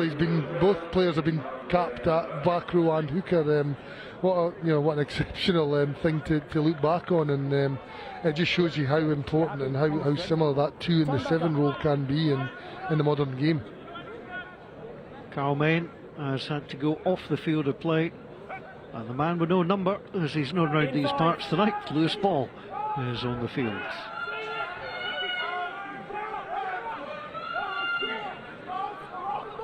Ross Graham trying to control at the base. One stop called by the referee, Frostwick. Stirling County read that all day long. Frostwick again. Battling to hold on, Van Niekerk there. A little bit further back. And again inside his own half. But just jabbed it too far. It was Morrison. And Robertson goes for safety first from the clearance. Again, like, you just wonder if he'd have gone more towards the corner, just trying to. It's too close to the player. Yeah, I think he's definitely looking for that corner. It's just the accuracy of that kicking game as well. If they come off, then it's rolling. You're asking Stirling to exit from 7 or 8 metres out, but that's giving them another chance just to clear up to the halfway line. And we're getting a bit of this. The last 10 minutes has all been played almost in front of us, isn't it? It's that battle in the midway point that we're experiencing at the moment. Well, it has been some contest. Week 10 ended with 3 home wins, and week 9 2 of the 3 away sides won. Home advantage has been to the 4 in the competition. 19 of 29 of the wins at home. 10 away wins though. So 1 and 3. There's not been much to choose between these two sides. Ross Graham right in front of us. Badenhorst will be the target, but disrupted by Bowes. And now Kortweg. Well, Bowes wanted it played inside to him. He was just trundled out of play. And again, it just puts the doubt in the mind of the Watsonians lineup.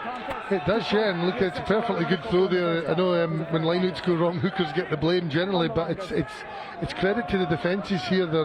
Stirling were a bit slower in that first half in terms of getting bodies in there, whether it be on their own ball or defensively, but I don't know what Eddie Pollock's given them at half time, probably half his sweeties, but they've come out and they're a different animal.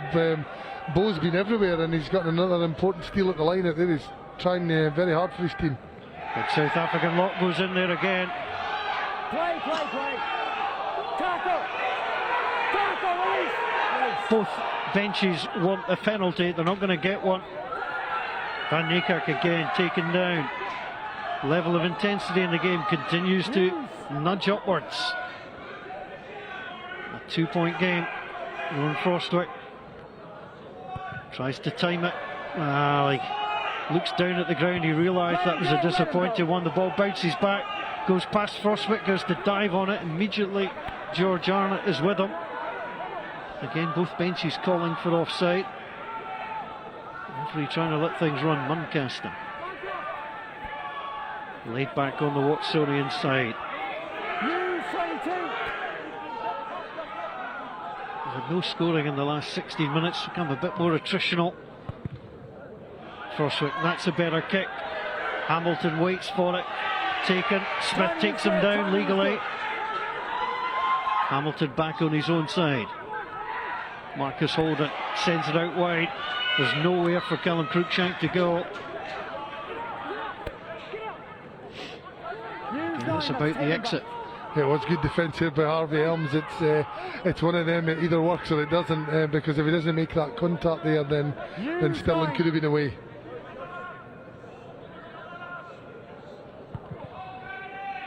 Correct. Sends it long, there's a challenge. It's well taken by Tom Roach on that far side. A little bit of afters as the ball was looking for it. The two players smile and move away. It's pretty absorbing stuff at the moment.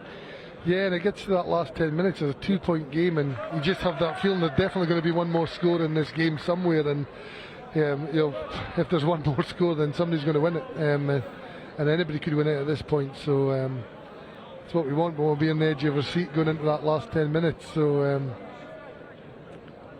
I'd just like to see a little bit more attack in either of the 22s for a little bit longer. It's a fixture that's got a history of comebacks. Stirling led 22-5 in the first meeting, lost 34-22. Watsonians led 24-12 after 60 in January of 20 and lost 27-24. So there have been huge swings. Remember in this one, Watsonians led by 21 points to 7. All the points in the second half have come on the way from Bridge Hall. Okay, use that stationary. Frostic gets things moving. Ventnor was wanting the pass, King took it in.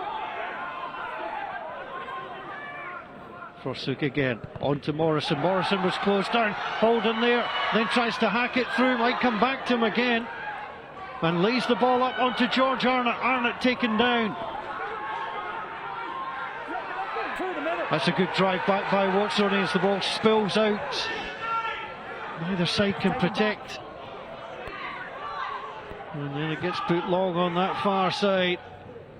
The ball is booted out of play. That's great chasing on the far side by Harvey Elms. He had to come through. Somebody's lost the boot on that side. There's Craig Robertson. Looks highly unimpressed. Yeah, and after some really promising play there, we got that line break, we got a bit of territory that we were looking for, and then we end up back right in the same spot as where we started from that last line out. So yeah, good work there. We did see that the quality of that the kicking game and the game management by Cullen and Morrison in the early parts of the game was very strong, but just some of the kicks we've seen landing down the middle and a bit of kick pressure from Stirling there as well almost created a game-changing moment. Back to the line out just beyond the 10-metre line. Graham leading the horse the likeliest target. We'll pull it to the back. Oh, that's beautifully wrapped round the corner and into contact come Watsonians. Frostwick needs some help by Muncaster. Frostwick again onto the near side. Morrison, that's going to be intercepted. Russell read that all the way. Actually, Russell's interceptions this evening making such a difference. Pulling it back was Angus Fraser. And now away by Robertson. Roach is the chaser. It's an interesting bounce, but it's taken. Don Cozier on that far side. There's a penalty advantage coming for offside, so Watsonians will probably take it now, ref. They will. And offside the call. Just one team gets the upper hand for just that glimpse of a moment, and then suddenly they surrender it, and vice versa. Yeah, there's a bit of space in that Watsonians backfield, and it was well identified by Robertson there to put the ball over, and it was almost inch perfect. And I think it was Roach, the winger there, who was leading the kick chase, that he maybe just got in front of the kicker there. And again, we get a big swing now, and Watsonians with a penalty that got a chance to go for the corner and go for the line. Don Cozier, 23-year-old, describes a utility back. He's been playing in the centre, now moved to full-back for this one. And now there's problems here for Stirling County, because if they can get the rolling ball right, they are hard to stop. And you can hear the Watsonians bench shouting, let's go, let's go. And they're trying to get things going on that far side. Let's see how clean the throw is.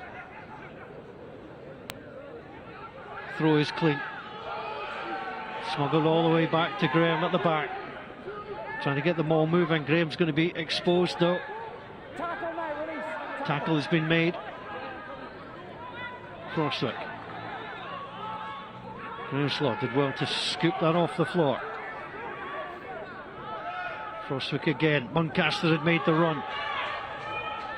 Cruikshank puts him down. FOSROC gets him moving again. Ventnor hunting for a hat-trick. It's been held and pulled down well by Grant Hughes. Now they'll come back the other side. Trying to push in their way through. They're close. They're going to have to pull it back now. Newkirk waits. 19. Sam Daly right in behind him. Angus Williams there as well. Trying to just ease it round the corner. That would work in American football, but not in rugby. Trying to go over the top. It's going to be held up. You only got to break the plane in American football, but you got to get the ball down here. Look again, just there was some really good decision making in that first half in these pressure moments when they were going for the line, and just maybe a rush of blood there to try and dive over the top of the ruck, and it's given them Stirling another big moment to defend their line, and now they get this new law. Now with the hold up over the line, they're going to get a drop kick out from under the post.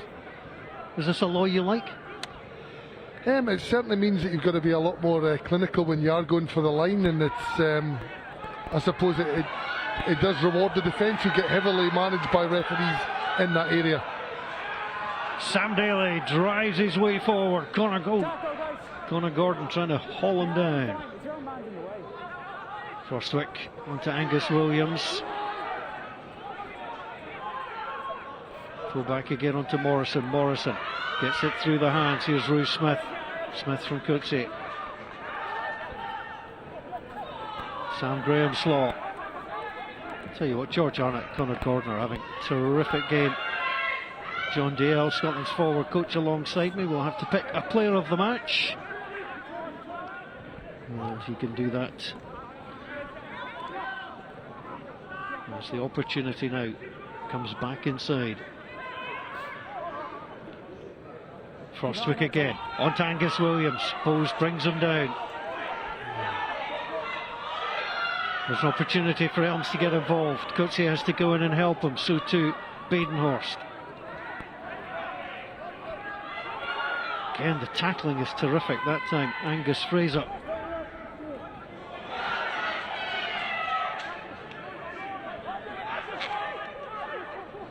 Coetzee. It's all about the ball onto Elms. Elms trying to come on the inside. Again, the tackling is strong. Watsonians trying to find a score that would seal the game for them. And that is going to be a penalty. Holding on. We could see it from here.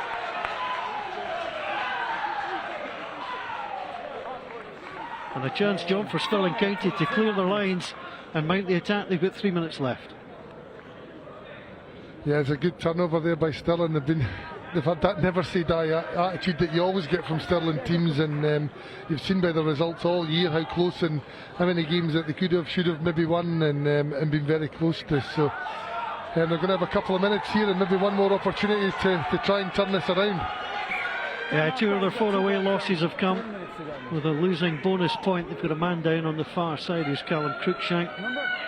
As JP Phelan comes on. Guys, you're making some subs here. 3 red is coming off. Okay, that's fine. We have another sub. So waiting to come on too is Nathan Borrell. Standing down beside referee, has got time off. And as Callum Cruikshank is making his way off. These blue scrum caps worn by the 2 number 20s have proved not to be particularly lucky, because they've both gone off. Yeah, both been second half replacements, and both had to go back off. So both benches getting challenged, and that decision by Watsonians to go 6-2 probably justified now.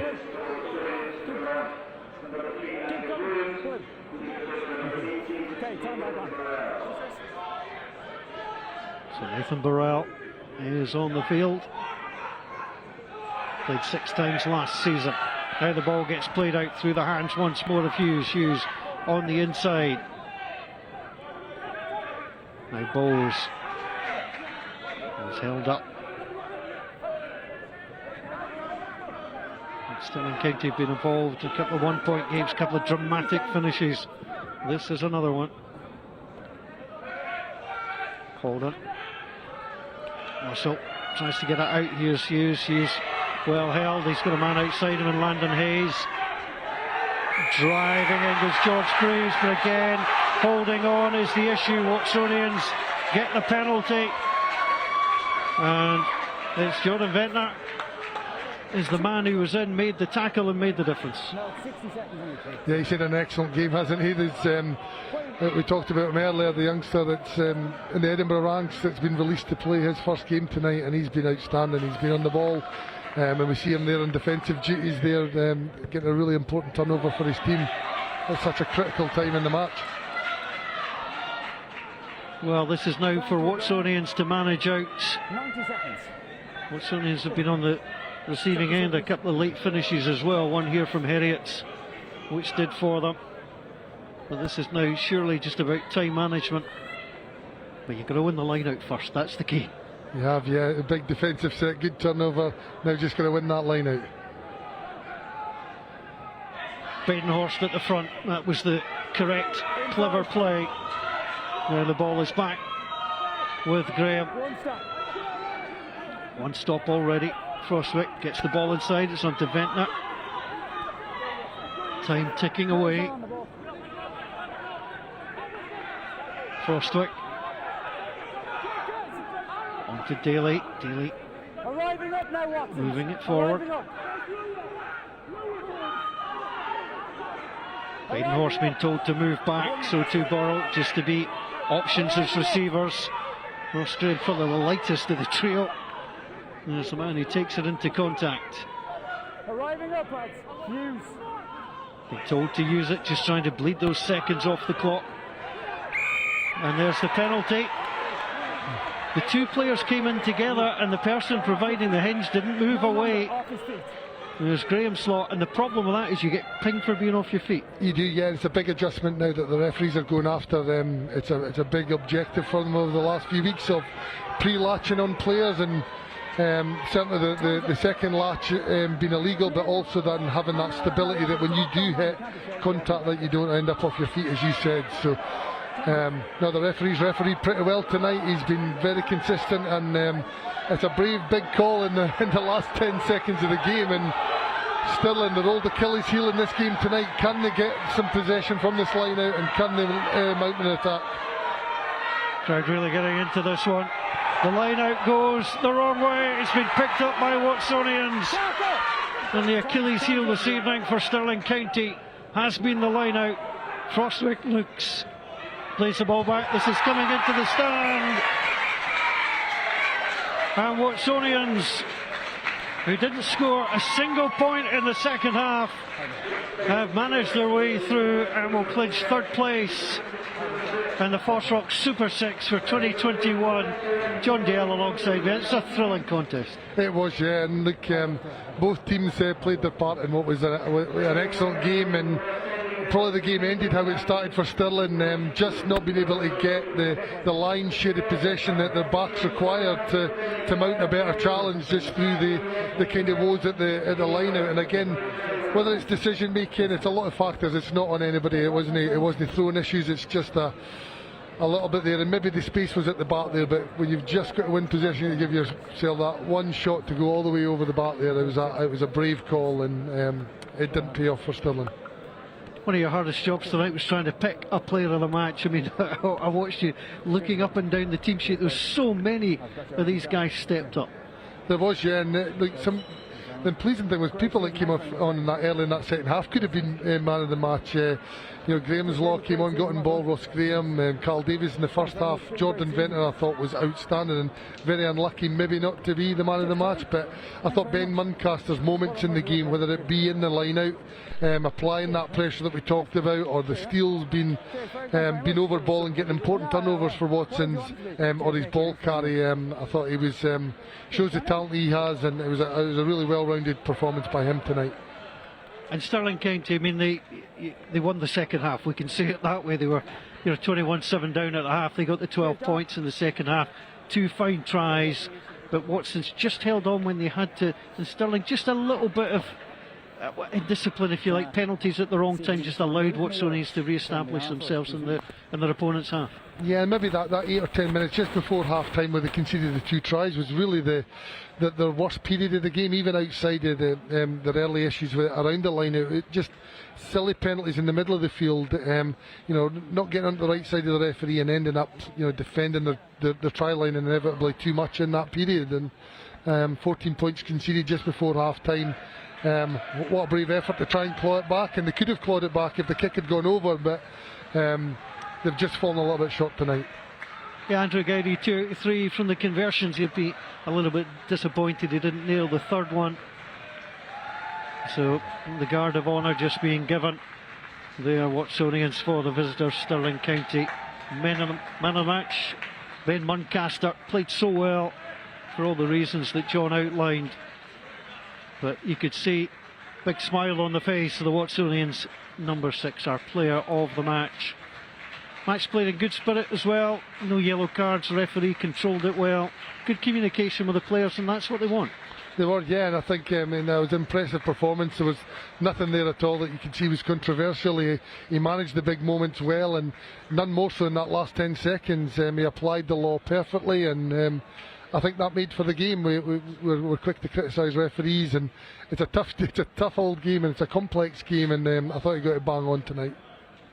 So these players have come through what has been a hard season, an 11-game season over a sort of 12-week period. There's not been a lot of time to rest, but you could see they were giving absolutely everything the whole 80 minutes. They could, yeah, and there are a lot of smiles on faces there as well. It's been an excellent competition for both the teams, and in such a short league with only 6 teams, a couple of a little run of injuries and a couple of bad results or narrow defeats can change the whole complex of the season. There's been huge highs for both teams, and I'm pretty sure that they'll enjoy a little bit of rest, but they'll be desperate to get back out next season and build on their squads and build on that enjoyment. And hopefully we'll see a lot of these players featuring now, getting opportunities at professional level, and we'll see a little bit more of them in this current season too.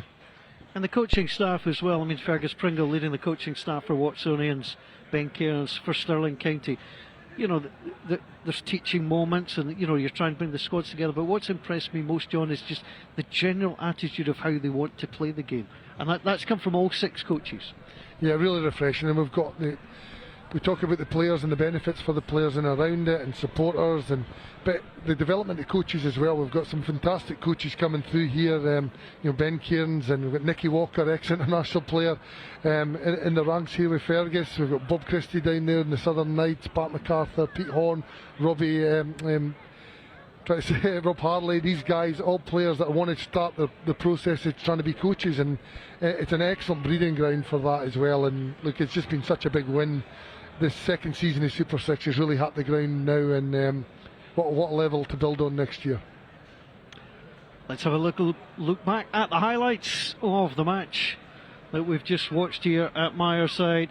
The second half, I mean, the break here was tremendous, and you could see the quickness, but Bose just held it off, and it was great support by Connacht Gordon to come through, and he scored that with a little bit of relish, that was for sure. But it was adventurous rugby for Stirling County, and Tom Roach certainly got a big future in the game. I mean, the balance he shows here, John, to take it and then to hold on and then regain and look on the inside.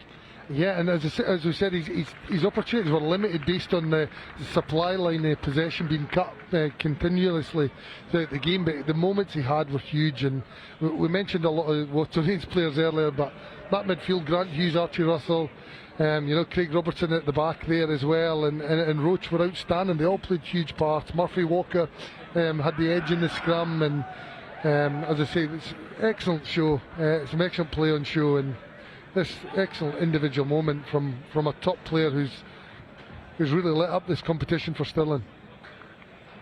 Yes, terrific stuff. Scored 7 tries in 10 matches and getting the supply.